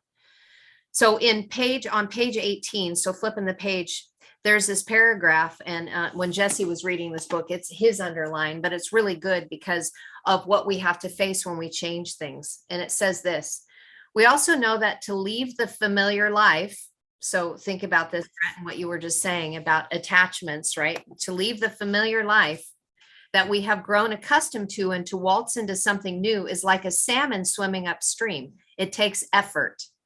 We were just talking about that. A lot of hard work. It takes effort. And frankly, it's uncomfortable. And to top it off, ridicule, marginalization, opposition, and denigration from those who cling to what they think they know greet us along the way. That's exactly what we're sharing. Perspective where you are in a moment may affect another person. Dynamite in their boat, but it's just like it's a piece of cake from your hand. That's what they're perceiving it as dynamite. So that is why I wanted to have us come together as a group and discuss these things, because we were having a discussion yesterday with someone who said, my whole family, and this man he has got an amazing heart. He is so spirit filled and he's so tender and he's everything about spirit and helping humanity. But he says because of his changes, I need to plug your computer in, because of the changes that he's made. Join the meeting. Yes, I know, Lemoyne, you're here. The changes that he's made within him, because his family has strong Christian roots, they actually see him as being like satanically influenced, or demonically impressed, or doctrines of demons. And so that paragraph that was written right here is the opposition that's faced when we are taking this new information to change our reality that is ultimately going to help them, right? They don't know it yet. They will oppose it, but ultimately, because we are all one and we're doing this together, all these changes we make within us actually is for their benefit. They're just not aware of it yet. So by meeting as a group, we can encourage one another when we are getting a negative pushback from those that are the closest to us, that surround us, that are our family or our friends that don't comprehend, that are living in this place of not knowing the information that we are being privy to and applying. We need to, part of what she's saying too, just so we can connect it to a fuller picture, consecration and sacredness is the same word for set apart. So being set apart, again, is how we define division correctly, because really this is embryonic concept, right? Division correctly defined is multiplication. But again, for others, they're still in derision. They define division as derision. And there's a difference there. But so consecration, we need separation has to happen, but this is how we move into consecration, into sacredness. Can you build, what is consecration? In a layman's kind of thought, I don't know. Did you want to? No. Well, let's just leave that for right now, because I know that we can take it to main degrees, but it's just becoming pure and innocent. Okay. Consecration is becoming completely circled, closing by inculcations walk. By your walk, you are raising yourself measure upon measure. By encountering intimacies encounter, you're rendering clear that which is to be pure. Kind of like transparency and vulnerability and all things so that you can heal. If you can find the Yeah. definition of those words, absolutely. Yeah. When Okay. you say healed is completed as whole as one. That is consecrated and set apart. You've set your self apart for the purpose of the journey's intention. You're able to navigate and see what is and what is not in the world. It's exactly what you just said. I'm connected to this, right? But you need to know we are better suited when we know when we don't need to be connected to, because it carries a frequency influence. Good. Moving on to page 19, highlighting some of the elements in here. This is where I wanted to talk about catalysts. You've heard Ken and I talk about catalysts all the time. And I love this because this is exactly even what Ken was sharing earlier when we were talking with Brandon about grief. Listen to this. Top of the page. It seems that human nature is such that we balk at changing until, there's that word, until things get really bad and we're so uncomfortable that we can no longer go on with business as usual. So when we entered into chaos, when we were talking about death earlier, about Mavet, about connecting to our heart so we can find the covenant, these catalysts are used for us to promote change within. And I know a lot of us had experienced that in 2020, even in my journey with physical fitness and getting my body lined up again. It was getting to the point where things were so uncomfortable that change had to happen. And this is change is a choice instead of a reaction based upon outside catalysts that are promoting or producing something within our nature in the outward reflection, again, chaos being produced on the outside, so that it will drive us inward to make the change because we're so uncomfortable that we can't keep doing it because it's no longer sustainable. And that is why we're wanting to change our reality. And that's what this world is needing. So micro to macro, that which is not sustainable in us is definitely not sustainable on the macro level. Hence why we are taking this inward journey to deal with that on the inside so that it can manifest outwardly. Yeah. To make outward manifestation sustainable. Grief has two sides to it. If you're still in the inversion, then grief is seeming like you're just in grief. Grief is defined as, a weight that you're connecting to, pain and suffering. But when you come through and really reason through and redefine grief through the sacred language, grief is a distancing from resolve. You're realizing that the grief is directly associated because grief by definition is weight. And then you're realizing the weighty measure of becoming the intention, your distance from it, and grief now becomes really the emotion of reverence. It's where we get the word kavod, glory.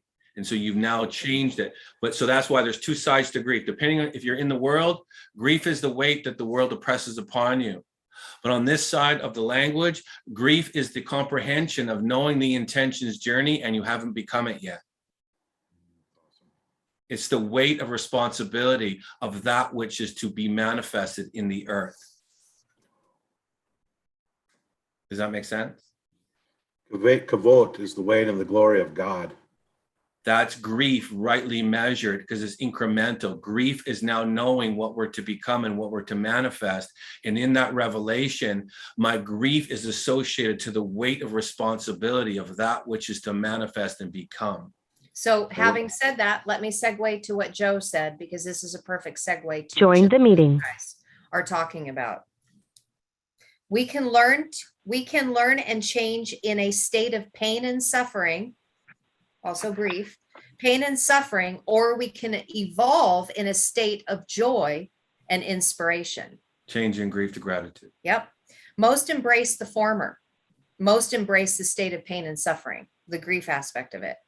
To go with the latter, we must make up our minds that change will probably entail a bit of discomfort, some inconvenience, a break from the predictable routine, and a period of not knowing.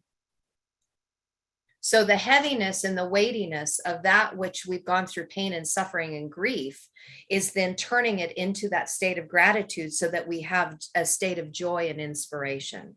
And that's what we are going to be discussing how to do, so that the weight and glory, the kavod of the Father is then manifest through us, through our pain and suffering and grief that we have turned. Redefine it. There's no getting away. If you're in the flesh, then you'll embrace grief. It's totally dependent on your perspective of what it is, this or that, right?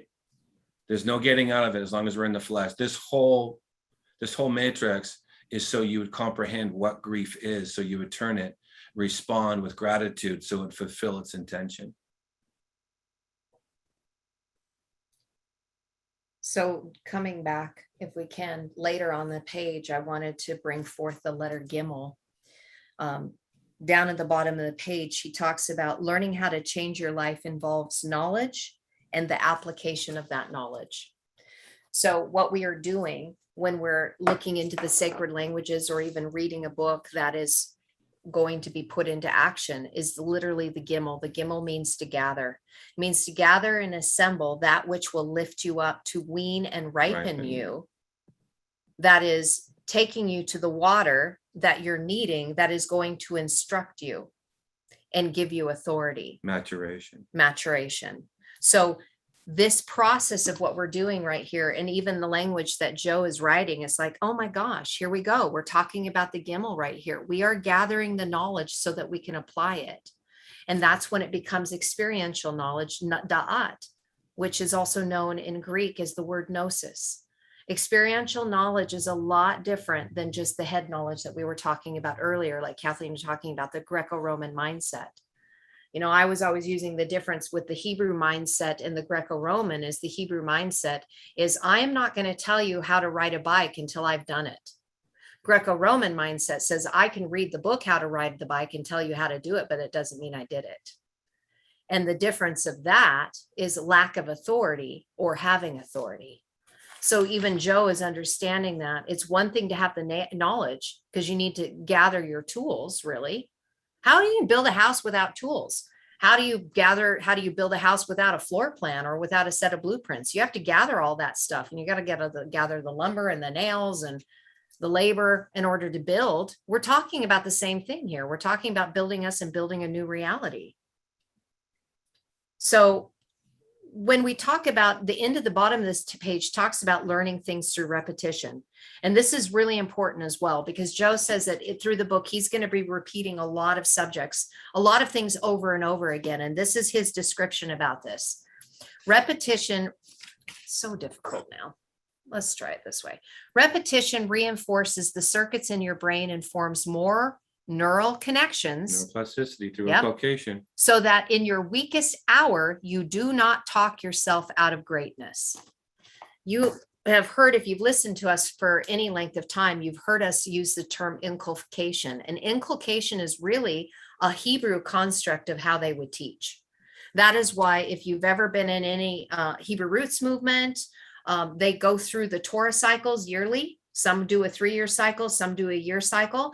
It's because through this repetition of information, had they gone deeper than just the surface translations, but the repetition of this information is to help you so that in those times of stress or in those times that you do not falter and waver from the choice of the walk that you have chosen to make, because inculcation is there to remind you of that which you are already becoming in realizing of the greatness that lies within you, instead of having something that deters you from the path that you've chosen to start your journey upon. Does that make sense, you guys? I'm hoping that makes sense. The head and the heel are the connected, like when you break down the etymology of inculcation, it really goes to the definition of the heel. You cannot heal the head wound without inculcation's march. This is where we get the picture of the Ouroboros and the feet and the head touching. Completed circle of intention of completing whole, healed as one again was solely dependent on your ability to walk correctly. That's how you heal the head wound of revelation.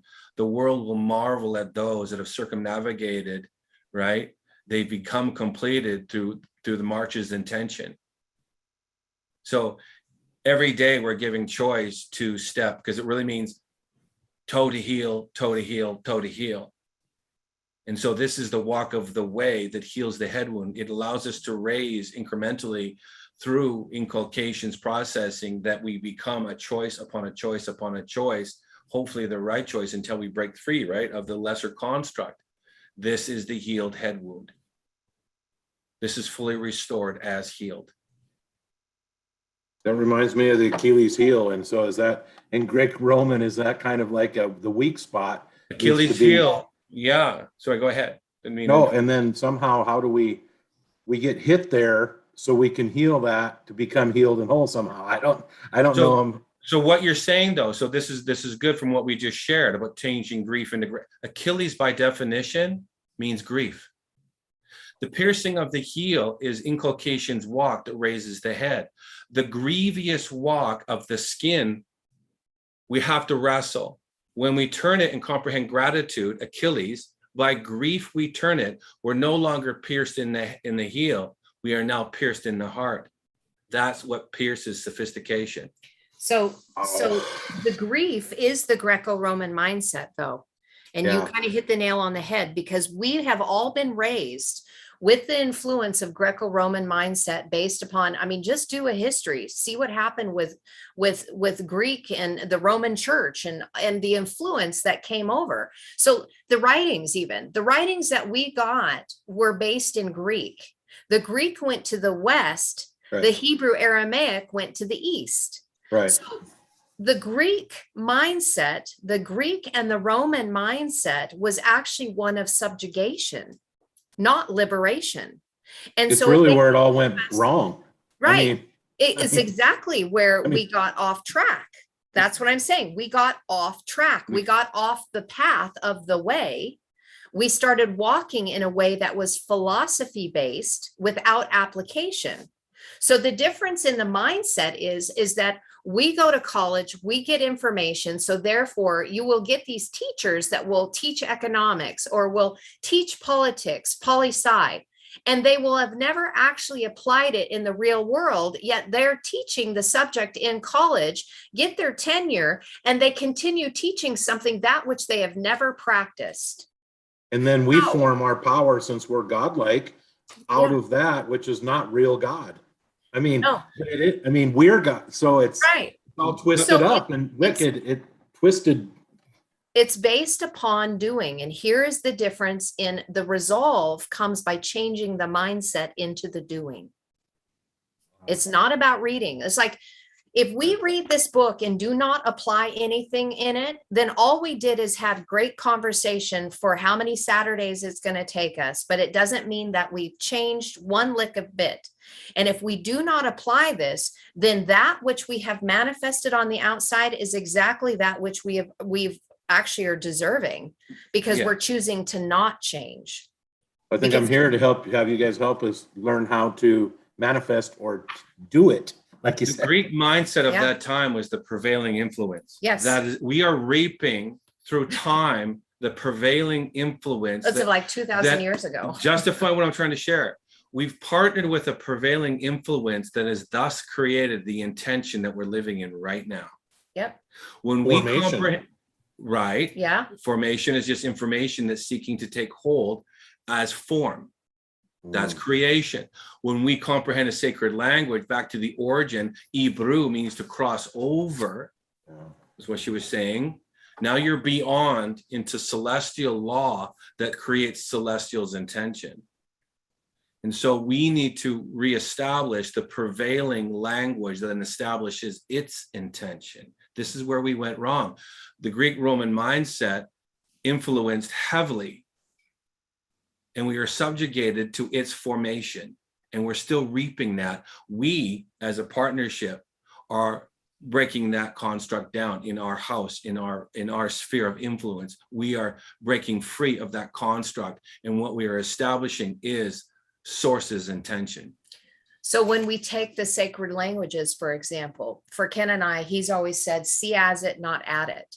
So when we take, let's say if we break down a verse and we see what is encoded in it, we take that information and we go inward with it to see how it changes us. So if you're studying the sacred languages, okay, so we're going to marry it with Dr. Joe Dispenza's work here. When you're studying the sacred languages, if you get up from the table and you haven't been changed in any shape or form, then you don't have the right intent of why you're doing it. Because otherwise, you're just creating a philosophy that is going to puff up the head and never change the heart, that would then change the direction of your feet and hands to change your outward reality. That grieves me. And that's why we share what we share, but unless we can continue to encourage you to take that information and put it on the inside as an inward journey, we're not doing you a favor at all. And we should just probably stop talking because I don't want to puff you up. I don't want to be puffed up. I want to be changed, and I want you to be set free. Exactly. Define and that. The Greco-Roman mindset finds us. It's like the rod of God is in your heart, and it has to cross over from that mindset that we've all been formed. I can feel it in my body whenever I'm not doing something that I feel like that is, like you said, it's not puffing me up here. It could be physical, or it could be, it's like I can, oh my goodness, the light is the light that's being transformed. Because I really wanted curiosity. I really want to know. I really want to, not just because I can do anything, because I felt like I've already been given all things, so I don't care. Right. Our knowing is based on what we did with our last knowing. Wow. It has to be, to touch the knowing's greater potential, we have to enact lesser's knowing. We have to establish, because otherwise you'll be stuck in the revelation of yesterday. Right. Wow. And we don't want to live from that position. We don't want yesterday's manna. We don't want tomorrow's manna. We want to live with what we have right now in the moment, because that's where our power is. And that's where inspiration comes, and not perspiration, like you said, because you live on that old, and it sucks. It's just, if we continue looking to the past and looking to the future, then we're going to miss the moment of our power, which is in our now. And that's the whole point of the quantum realm, is not removing ourselves from the now to put us in the past or put us in the future. It's like, what are we doing in the moment so that we can take our power to activate in our divine nature to affect us in our now? This is real. Like, the book is powerful, but it has to be accompanied with an intention. This is, I cannot overstate. I'm saying it over. I'm being inculcative in my purpose. There's power here to be released. And the fear is, or the concern would be, that it would be in the hands of immaturity. Mother brings in maturation by journeys, awareness, that choice of enacting revelation builds upon itself. The book of Revelation is those that are fully revealed as the fullness of revelation enacted. But intention just means that once I establish, or you guys like you did, you're trying to connect this to other souls or others. Just the intention is to let other people to be able to have this, not just information, but have it real. That's right. Information isn't going to do any good. There's so much information on the internet, it'll just bog you down. If we don't have activation and we don't have practical steps of making things into our reality, then again, it's just philosophy. It's just knowledge. It's just going to be rabbit holes that take you out of that which you're supposed to be doing right now, and it will be nothing but a distraction to you. You just keep saying intention. Yeah. What's your intention? Well, you know what I mean? Intention is a lofty word. I'm using it purposely, and I would recommend you seek that in its true definition. Okay. Well, that, don't you think that really happens within each individual? Yes. It's such a personal thing. It Absolutely. is such a personal thing that just putting words on it, you can't even do it. It's a moving within and a desiring, which I think I understand what Brett's saying. That it's so much so you want it, but it's not to go boast about it because you know the work has got to be done in you. Otherwise, it falls to the ground. I mean, we've seen it all of our lives. I've lived it. I've lived that cycle that he talks about. I don't know what chapter it's in, but it just was like, pow, you mean to tell me I've chosen to live this? And no wonder why I'm saying to myself, I don't want to do this again. I don't want to do the same journey that Oh, yeah. that my parents did. I mean, I love Yeah. them to death. They gave me what they needed to give me, but I want to spin out of it. You know, Was- I- we're being called, Lynn, to oh, pray. it's such a deep thing It that you can't do for anybody. No. No. And I'm really understanding that now. Yeah, I'm trying to be clear with that. Is that I'm very aware of the influence that I'm casting forward, but make no mistake, that corporate is based on individually. Sovereignty uniquely stands separate. When sovereignties come together, we have singularity, but it's corporatism in its right form and fashion. Right. It's corporate gathering of sovereignty, which stands separated apart. And when you said desire and intention are the same word in Hebrew and Aramaic. So Yeah. desire has to be there as a catalyst that produces the intention, and it really means the wishing of well, no longer ill wishing on yourself. It means to wish well is the desire and the intention that we would become completed as whole. Oh, good. Yeah. So that is a sovereign standing, and only you can sovereignly stand uniquely in your own formation. When we gather, you're called a body of sovereigns. Yeah, and I think the rub comes in our everyday life when you want it so much for somebody else, but it can't happen for that until the change comes within us. Do we know that well? Yeah, actually, Lynn, that's Gosh. perfect because when we were teaching our fitness class, oh my gosh, I wanted it so much for the people more than they wanted it. And I it know. made me sick. And until I the know. father said, stop it. Stop it. Mhm. You can't Yeah. want it more for them than they want it for themselves. Because Right. this is where we have a little bit of a disconnect from the Greco-minded Christian aspect, is Mhm. that the way it was presented to us is that Jesus did it all for us. Right. Well, and You know- that's what, Brett was saying. It's the liberty and the freedom, I believe, what you're looking for. It's the freedom from not having to work at that anymore and trying to be that for somebody else. It's just be it. Be in the moment, like you keep saying. Be in it, and then it just happens. Do it, really.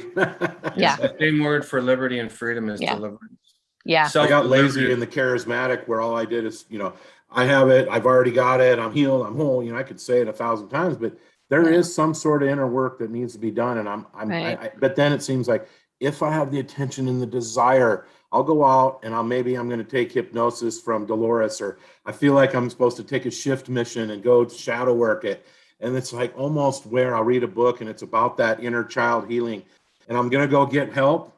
And then all of a sudden it feels like, I don't know if I want to say father or it goes within and kind of heals me without, because I've paid my way. I have paid I got sick of it. I'm like, I've paid for this and paid for that and paid for everything and paid for every Bible college. And it's not saying that I don't have the money or whatever, you know what I'm saying? So there is an inner working that you can't do by Yeah. Again, it's God. It's just whatever it is. I don't know. If you enact the revelation, liberty and freedom is incremental, and it's the same word for deliverance. It's seeking full deliverance by activation. You cannot go into to say I'm fully delivered with the incremental journey of the experience of freedom. Freedom is ingathered. It's the partials that make the piece. So do you think we can make the last 15 minutes go over what each chapter is? we were talking about such good stuff, but I really wanted to get through the introduction unless we extend it for 15 minutes longer, I'll because be I only quiet. wanted to keep you for 2 hours today. Because this, I mean, this is a lot, but we've gone off topic, but yet they're all connected. Because like Ken says, everything's connected to everything. So how can it be off topic if Spirit's leading us? It's all connected. These are subjects that we need to talk about. I apologize, but I don't apologize. I mean, No, it's all okay. important. It's okay. I try to be sometimes the ringleader, and that's like the control side of me that I'm learning to just kind of give up. And it's like, if we don't make it, we don't make it. You're asking, so The great questions, the guys. great There's question. like awesome Like, questions. I So, love the sharing. Usually Yeah. people don't share, but you're I can feel the rustle of seeking the resolve, and that's It's really so good. critical. It's amazing. It should, I release desire and the wish of wellness, that you would seek the fullness of the intention. I release that through the screen, that what you're seeking you would find, but that's solely dependent on your willingness to partner with it.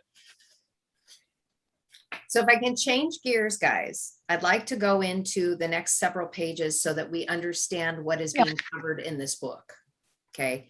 So the next several pages breaks down the parts 1, 2, and 3 of what we're going to be getting into in the nuts and bolts in more of the specifics. And so I've highlighted a couple things of what each chapter entails. So for those of you that don't have the book yet, that haven't read it, if you're on YouTube and you're watching this, or you're here right now, because I know, like Greg, you're going to be getting the version where you can actually read it. And I don't even know, they might even have an Audible version. I didn't check into that. But this is, so part 1, when we start going into this book, the part 1 is the science of you. So again, the importance of understanding our vehicle design and how we are mechanically created in order to change our reality is what we're going to go into. Chapter 1 is called the quantum you. The quantum you, and I love this because we get to start going into physics, but the way Joe writes, it's very user friendly. And I'm sure, Lynn, you would agree with that. It doesn't lose you in the process of while you're reading it at all. I mean, he's very interactive with you, and he draws you into the conversation instead of speaking over you. I love it. Keep it simple. As soon as you start talking about physics, I'm like, oh, but he keeps it simple. So in the very first chapter, I love this. So the concept that your subjective mind has an effect on your objective world. That is huge for us to comprehend. That's like a Selah moment to just stop on that. Our subjective mind has an effect on our objective world. The observer effect. Now, this was something that I heard a long time ago. I've heard many people talk about this. In fact, listening to David Icke speak about it, there's a whole I could list off a bunch of names of people that have been discussing this part of physics. The observer effect in quantum physics states that where you direct your attention is where you place your energy. That's huge. So attention and intention really go hand in hand. Right? Where are we placing our energy? Words are more common than we think when we start really diagnostically and forensically breaking them down. The influence is connected, yet the world, the inversion, doesn't really want you to comprehend that. So a point that he's making in this, and I'll read this portion out for those of you that are science geeks at all, because he's got footnotes. He's not just saying things as conjecture. These are science things that have been proven. I love this because this is really flipping things that we have been instructed or taught when we were in school, flipping them on its head. This is in the middle of page, what is this, 20? If an atom is 99.99999% energy, and 0.00001% physical substance, then I'm actually more nothing than something. So why do I keep my attention on that smaller percentage of the physical world when I am so much more? Is defining my present reality by what I perceive with my senses the biggest limitation I have? Now, when you hear us or you hear other people that speak that everything is energy, science has proven this. And that's what I just read to you about why we are questioning, why we put so much so much attention on the physical manifestation when most of it 99.9999% of it is energy. I don't know. Do you guys have any things to say about that? Because that's one of those stop in your track moments. And when we discuss things are energy and that the language is energy and everything is frequency around us, then why are we focusing so much on the physical that we see? And the question is that the limitation? Rhetorical. It is rhetorical. It is very rhetorical. You know how much I love rhetorical questions. So that first one was we're establishing a lot of science in the first chapter. 2 and 4 are going to tell us that we are to become greater than our environment, the body, and time. Now, there is some critical pieces that we're going to be going through on this. So if you guys can hear what these chapters are and being able to connect what this is saying to us, even the introduction should blow your mind, because it did me. Because I read the introduction like a couple months ago. And so I reread it to make sure that I was ready for what we were sharing today. And I just sat there and marveled. I'm like, oh my gosh, this is so life-changing. Well, her pump was already pretty pre-primed with where we live. Well, yeah. So, I mean, for That's her true. to connect, I mean, it's like, Yeah, with the sacred languages, as much time as I've spent in it, and to be able to connect the dots, I was like champagne for everyone. So chapter 2 is about overcoming your environment. He says, I discuss if you allow the outer world to control you or to control how you think and feel, your external environment is patterning circuits in your brain to make you think equal to everything familiar to you. That's one of those slow reads. You almost kind of have to reread that sentence over again. So the result is that you create more of the same. So like Lynn, when you were talking about like the patterns of your parents and the things that they've done, the things that are around us on the outside world of recreating more of the same, we're seeing that more of the same is not working. It's not sustainable. So something has to change. Something has to give. That's us. So to change, you must be greater than all the things physical in your life. And what I love about this, you guys, that statement right there shows us how much this is a spiritual application, not having anything to do with the physical. That's why science and spirituality need to go hand in hand and stop being separated, because they are truly one and the same for us to comprehend what the spiritual journey is, what our spiritual side and spirituality is doing, that science is proving. It's not meant to be separated. They're meant to go hand in hand. Any comments on that section right there, what I just said? Because I'll leave it open too. I mean, I'm You telling never you. define spirit, can never define spiritual, you guys. Is it just like energy and emotion, like connected or something? It's weird. Now I'm like, oh, that's better, because I could never really figure it out. You know, there's devils and angels, and maybe there is, but I'm not going there now. But anyway, you see what I'm saying? Well, it's all energy. well, again, It's all energy. it's solely defined by your perspective, because Yeah. this is how you break down to build up. Your Yeah. perspective changes, well, then the atmosphere changes around you. Yeah. You're no longer in dualistic wrestle. You've simply established yourself as being centered, right? So again, we show ourselves where we are based on, as soon as we open our mouth, we establish where we are in that revelation. Well, hence why we need to listen to ourselves speak. Right. So spend quiet time, and because yes, it is energy, but energy will manifest, whatever energy will manifest, solely dependent on our partnering with it wherever we are at any given moment. Mhm. So when we move past some of these Responsibility. things, yeah, it is a lot. Yeah, exactly. So when we move into chapter 3, we're going to be discussing overcoming your body. Now, this one, I just, man, these next chapters, I'm so excited to discuss these things with you guys. I can't wait for you to dive into it. Lynn understands because she's been going through the book, but I can't wait to have conversations with you guys so we can talk about our real life experiences that we've all had, so that we can connect to this information of that which we've experienced. What have we gone through? What have our families gone through? What have we seen to make this more personal? Because everything needs to be made personal to ourselves in our journey of healing. We don't want to make things, information coming in personal, but we want to activate it personally because we can't do it for anybody else. That's why we're here as forerunners. Well, we're not technically forerunners because this book has been out for like We a decade. just are. But where we are at right now, us coming together is being able to leap ahead as pioneers and actually come together as a group and do this together as a group. Yes, Dispenza has had, he's had lots of conferences on this, but we're taking it to a different level in that we're connecting it to the sacred languages so that we can take this information and the sacred languages and marry them together, plus the science within it. If I had the ability, I would write this book to connect it as an activation, Yeah, a static, a verb to the noun. exactly. Exactly. And so that's why, again, sharing this with you guys is that we've been sharing for 15 months on our YouTube channel about the sacred languages. Now we have a way of tying the sacred languages into something that is connecting science and spirituality into activation and doing. That's Well, huge. do you think that that's why it is vibrating with us and Yes. resonating with us?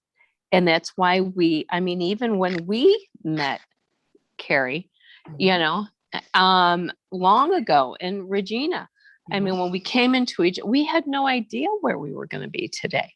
No idea. I keep marveling at that. But you feel that vibration that keeps moving you forward. And it is the spirituality and, the science that is beginning to, put all the pieces together. That's all I have to say. But it's like the answering, Lynn, to like questions that you and I have had before, and Ken too. And I've even talked about it with Regina. Now what? Right? You get information that comes in and it's fantastic when you first get it. Like I'm going back. And so some of you guys don't know some of our history, but we were involved really strongly with Matthew Nolan and the Melchizedek teachings.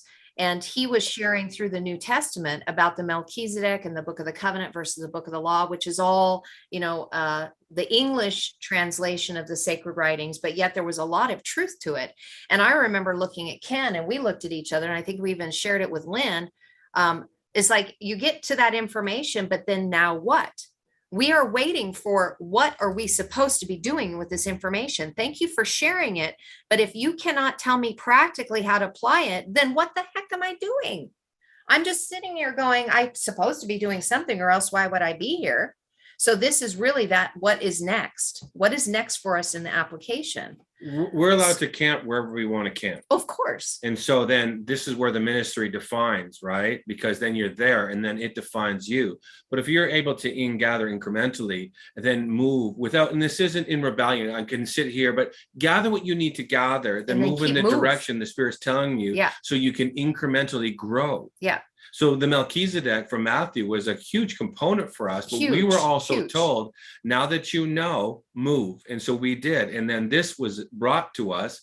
And now it's like, now do this. Until we're told to move again, we will be here. But because it's there's definitely a lot of food with the sacred languages. I mean, take a look at how many scriptures are in the 66 books of the Bible. I'm never going to exhaust it in this lifetime. Yeah. So for Lynn, that you've been where you've needed to be and you've moved where you need to move.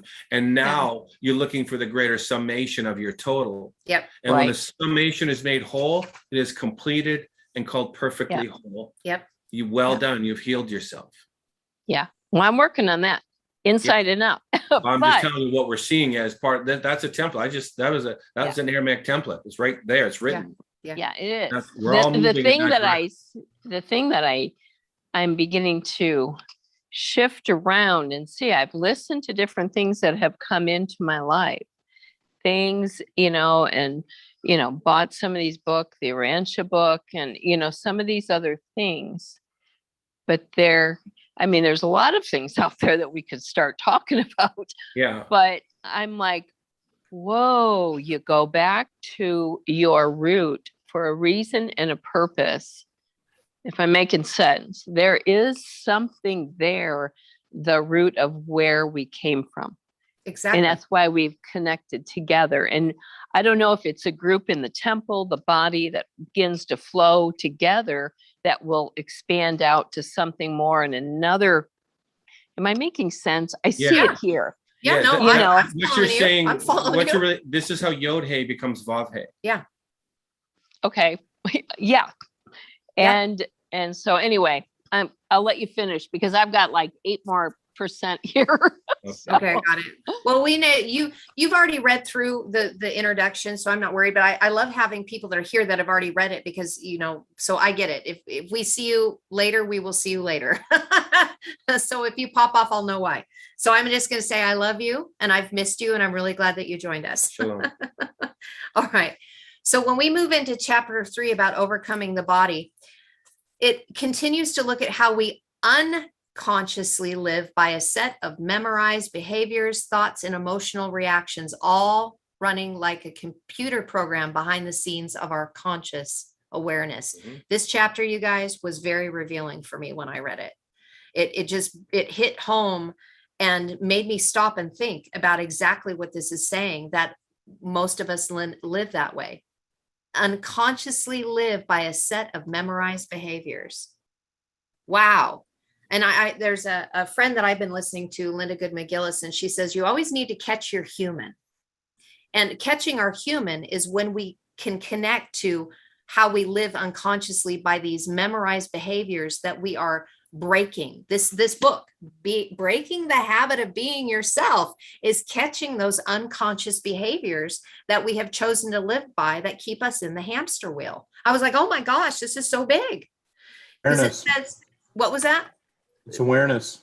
Exactly. This is going from subconscious to consciousness. Cool. Not living in memorized behaviors, but being conscious of about everything that we're doing, living in our now. And I love this. He's made this point here. That's why it's not enough to think positive. Okay. Because a lot of us have thought about that. If we just think positive, right? This is what he says here.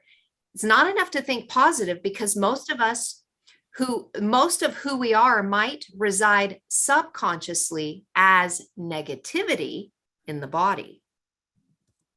So again, going back to wounds, back to trauma, back to things that happened, that we are living subconsciously as negativity in the body. Oh my gosh, hence why shadow work is so important. Is that a raising the hand or agreeing? I gotta take off, guys. Oh, okay. Thank you for joining. I'm so glad that Good to you were see you, here Greg. today. And Yeah. I look forward to hearing when you get this book and your what you have to say about it too. Yeah, I'll probably have more to say. Yes, yes. I love you, Greg. It's good to see you. You Shalom. too. Both of you, all you guys. Greg. Bye. So at the end of that, he says, you will know how to enter into the operating systems of the subconscious mind and make permanent changes where the programs exist. I love that. Yep. Because being able to make permanent changes to the programs that we're unaware of, that means that we are consciously changing us instead of having something that is running underneath that we didn't think that we had access to. He is going to share with us how to access that which we felt that we didn't, that we were due to our circumstances, due to our environment, our upbringing, our genetics, because this even goes into genetics and changing genetics, which we know the sacred languages are found within our DNA. So this is all connected together. It's so fascinating. So then listen, this chapter, okay, I'm getting all champagne excited because this one I was like, oh, this is good. Chapter 4, overcoming time. Let's sing together. Let's sing hallelujah. No, sorry. I just get excited because this stuff is it's just mind shifting. I love it. This examines how we either live, and this is what I was sharing with you guys earlier, how we either live in the anticipation of future events or repeatedly revisit past memories, or both, until the body begins to believe it is living in a time other than the present moment. I am raising my hand right here and pointing all the fingers back to me, because those of us that have had the narrative, right, with the Bible and look at the book of Revelation, we've always been putting ourselves into these future events. When the end time comes, when Jesus returns, when Christ comes back, and we were always projecting ourselves out in the future. Or talking about the history in the Bible of everything that happened in the past, which kept us from being right here, right now. I am so guilty of that. Everything for me was future oriented. Mhm. When we're All of it. when we're completed as whole, and what the Spirit's showing us is that we are going to have the ability to pull the past or the future to this moment. Mhm. When you're completed as present in this envelope of time, you'll have the ability to navigate time. Yes. Well, and you know, I've been thinking about that real quick, is the going back and healing the past. That is exactly what helped me understand. People would say that, but it really helped me in the scientific world. I will share a vision. That's true. Yes, it is. In Yeah. fact, Lynn, so Lynn just kind of shared something that we're going to read here in a couple chapters about something about healing the past that I guarantee is going to knock the socks off of you. If you Mhm. haven't read this book, you're going to get to that portion and you're going to probably just need to set your book down and walk away for a bit to understand about the quantum side, of what we are doing about healing the past, because it is all happening simultaneously. I mean, I Yeah. yelled eureka. I literally, I had to put the book down and go, oh my I God, know. I need to sit on this, because shifting our mindset Yeah. with our divinity of past, present, future into our now. Oh my goodness. That means that we are not shackled to those things, No. that we are doing things and affecting things outwardly 360 degrees, past, present, future simultaneously. Yep. Wow. Actually, you know what those cutting of the chains are. You do it here. Yeah, That broken record is broken. exactly. That little girl back then, Yeah. Yeah. whatever I don't remember even. It's all healed. It's beautiful. I had a I- dream- oh, Lisa, can I share? I had a dream and vision, not when we were first here, when we first came here about 8 years ago, and I'll break it down, but I went into the dream and I met the individual, and his definition in Hebrew is complete. So I met complete. So he said, I am this, and his name was, and I had a knowing who it was. And then I also met the child, and I was to gather them both. And I had a thing in my hand that I had to shoot into the floor, and I had to gather them both and go through the portal. It opened a portal when I pulled the trigger. So here I am, I was in my now form, and I gathered complete, and I gathered the child, and I had to pull them through a portal. And when I went and from my dream the next morning, and I drew because they told me what the weapon was the implement that I used to open the portal in the dream. They said, this is that. And I said, I've never used that term before. Well, this is what this is. And I went and looked at definition online, and there it was, exactly what was in my hand was the picture that was defined in this present time. So I was able to go and pull the beginning of innocence and the completeness, pull it into the now and go into a portal fully as one. mhm. And that was the part of the start of our vision. You know that's the exact definition or the description of the letter Aleph. Right. Complete. The completed upper yod and the lower yod of the child connecting together, bringing them both together, Aleph. Now what I found, what I'm sharing right now, is his name was called I Am Compass.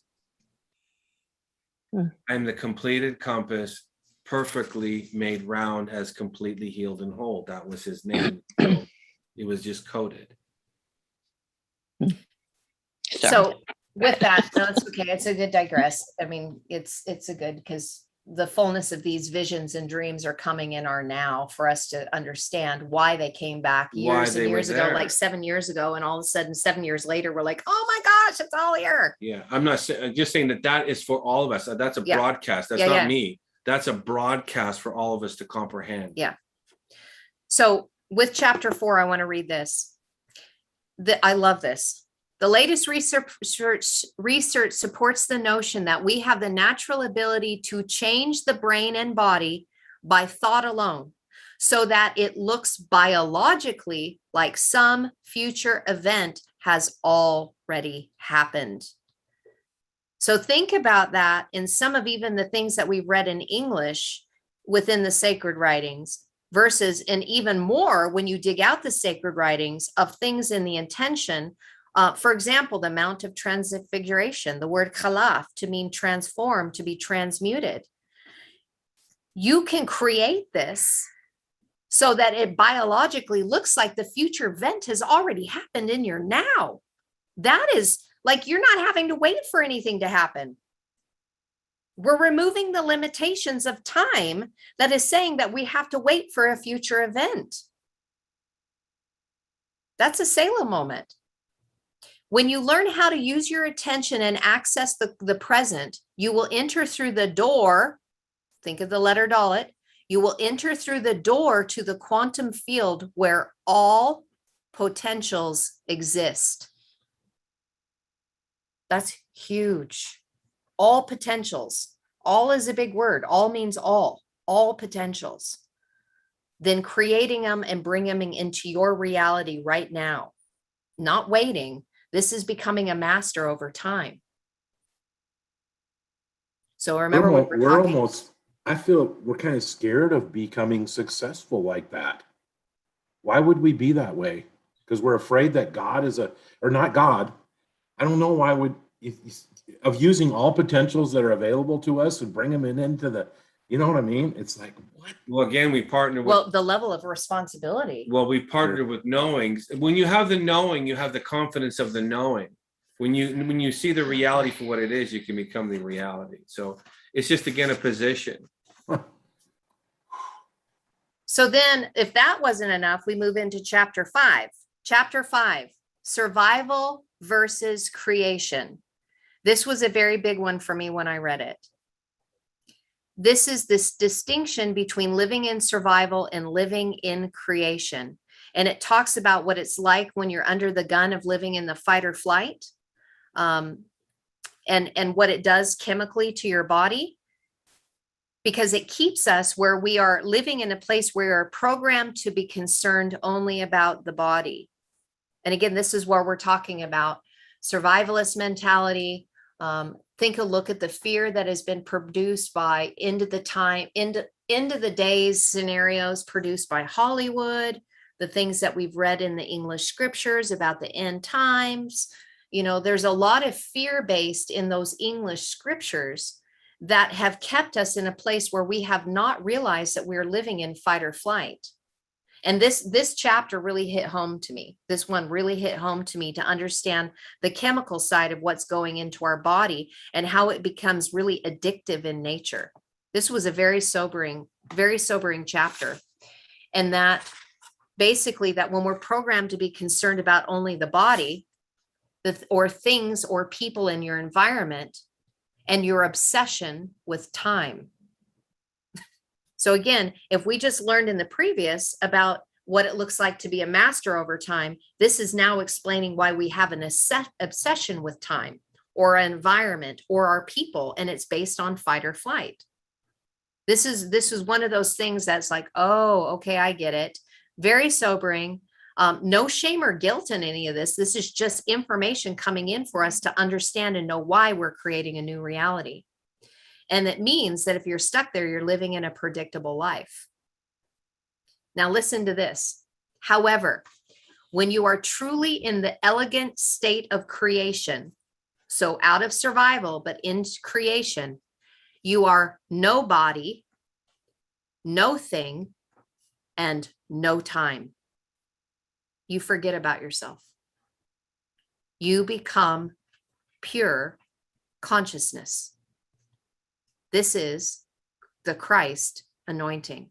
Pure consciousness that is no body, no thing, no time.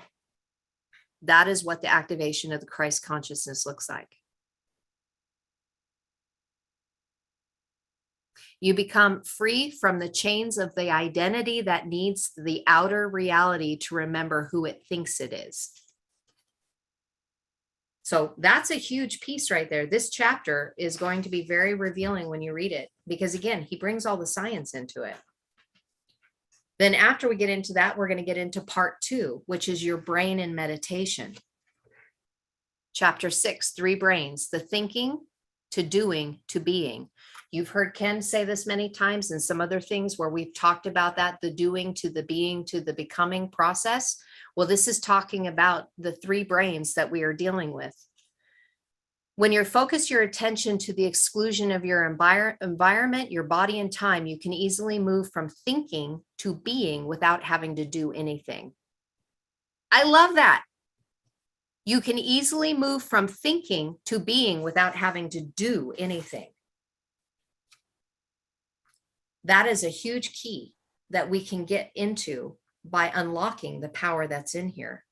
I wanted to say, And it's about experiencing emotions. That's part of this, is experiencing emotions. that being is very important. I'll be really quick here because I know you need to roll. We need to go too, but that is based on revelation. Haya, revelation's vision begets revelation's vision, right? So there's a component there that revelation builds upon revelation, and that by definition is being, as come to pass.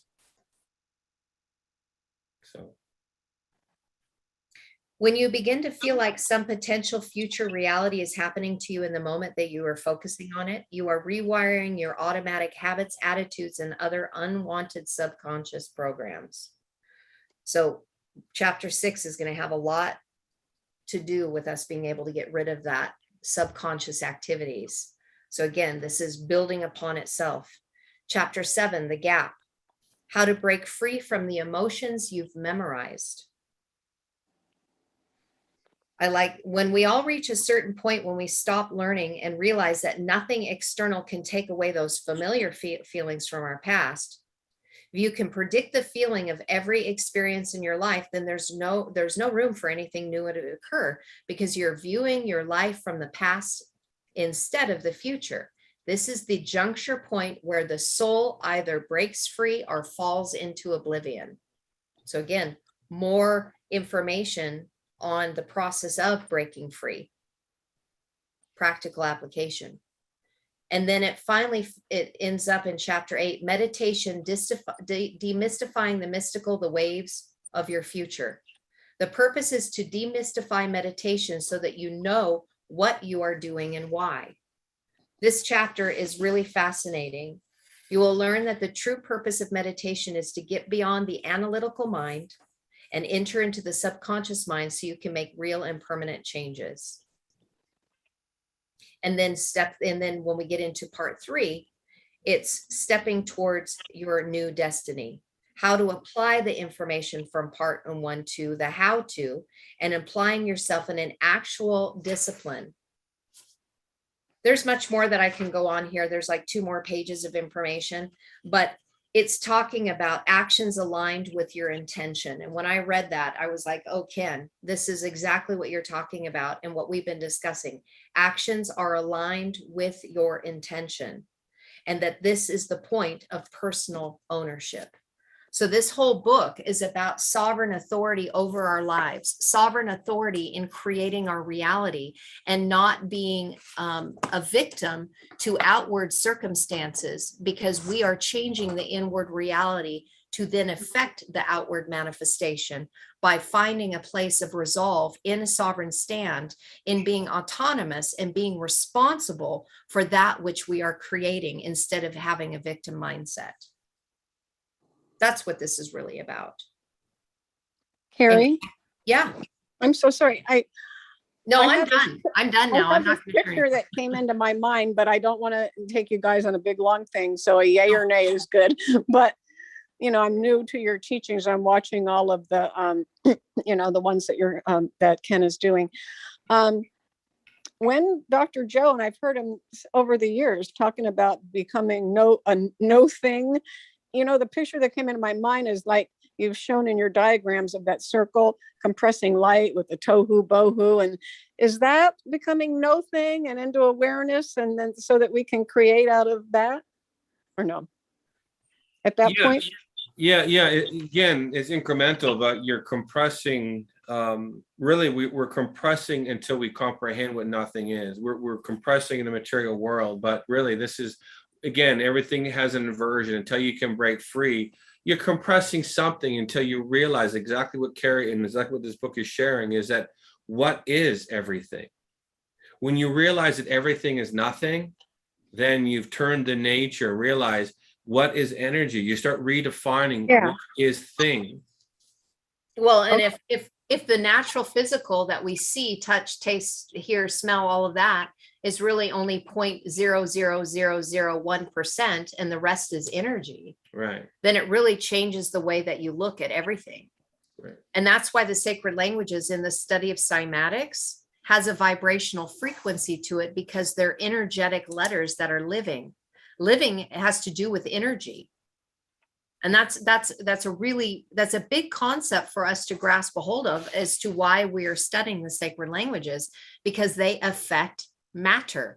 Here- The 99.99% of the energy that is contained within the letters of light, love, is then affecting the 0.1 or the 0.00001% matter, but Okay. it's affecting us energetically. And so to answer, if I can answer this, when Enoch was and then he was not, that is the word. Is it Ainu? Is that how it's Aleph Yod Nun Nun Vav, Mhm. Ainu. And it means to become nothing, to become non-existence. That's when he disappeared. Enoch was, and then he was not, because he found the power in oneness, and he elevated his flesh twice over, and he became connected so much to becoming nothing that he ceased to exist in this vibrational frequency of matter. The interesting thing about that is, and this is Does that help? Oh, That- yes, yes. Okay. I was That's thinking maybe fine. if we get to that point and we're creators, that we can create in a better way when we understand. here's the Yeah, here's, exactly. here's the Kathleen. oxymoron. We're all building nothing. You're building nothing and you realize it's everything. That is the progression of maturation. Yeah. We build incrementally with something, then we realize really what we're building is nothing, and that becomes the completion of everything. That's 0 point. That's pure potential. That's pure. We are really, it's interesting because what Carrie just said about where Enoch was and he was no more. It's a couple of occurrences, but even because all is all, it's Strong's 369. Right. And so we become nothing when we comprehend the journey of acclimation, right? Really, we're ingathering. What we know is but a drip and a drop. What we don't know but seek is the ocean. Mhm.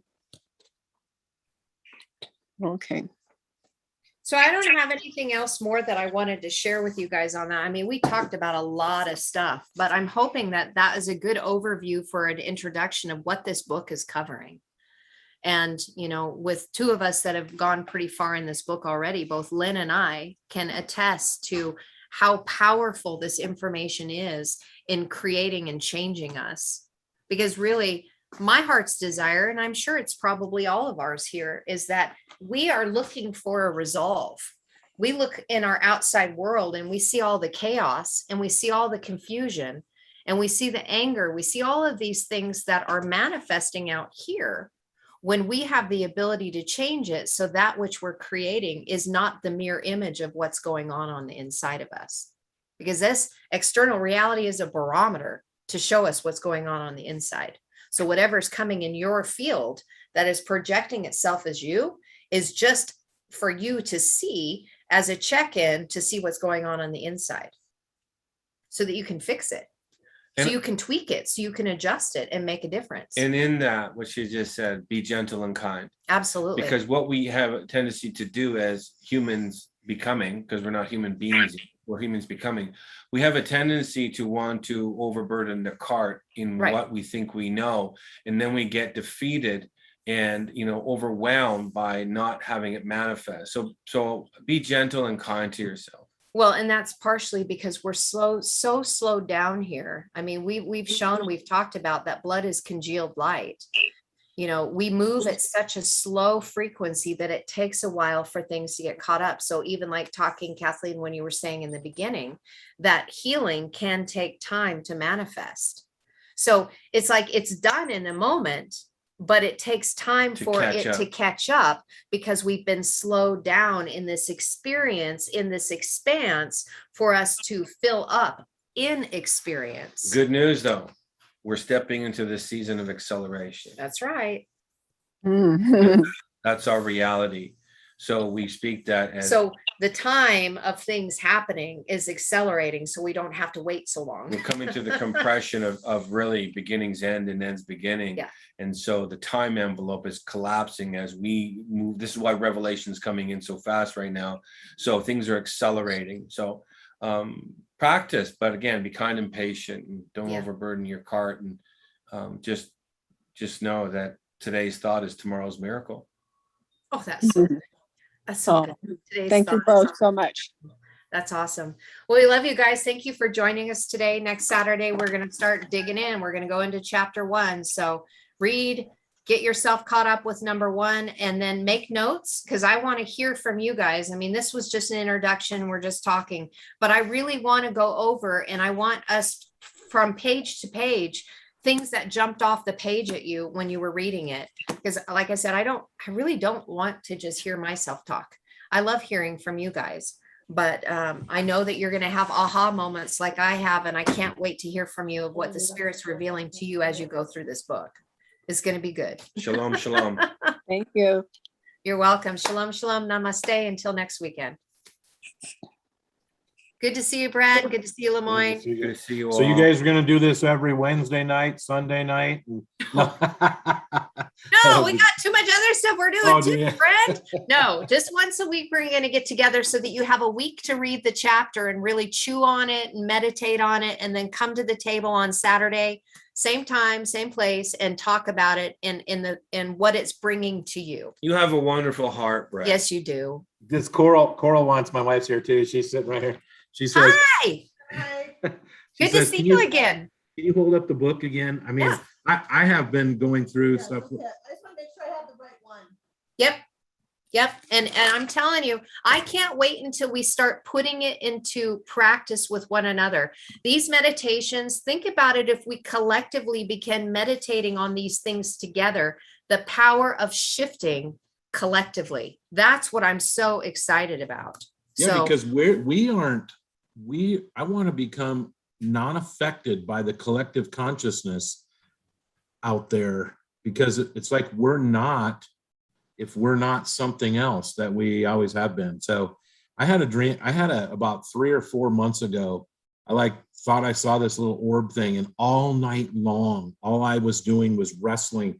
I was sleeping, but it was all I heard, Ken, you're saying it. And I'm like, oh my gosh, everything is nothing. Nothing is everything. Nothing is everything. Everything is nothing. And I'm like, what happened all night long? It's like you had that Jacob wrestle or whatever it was, and I go through those sometimes. I'm like, and I haven't known what all that means, but well, it's time for the dot connecting. They're both exactly the same. Yeah. Again, when you're in center, nothing is everything and everything is nothing.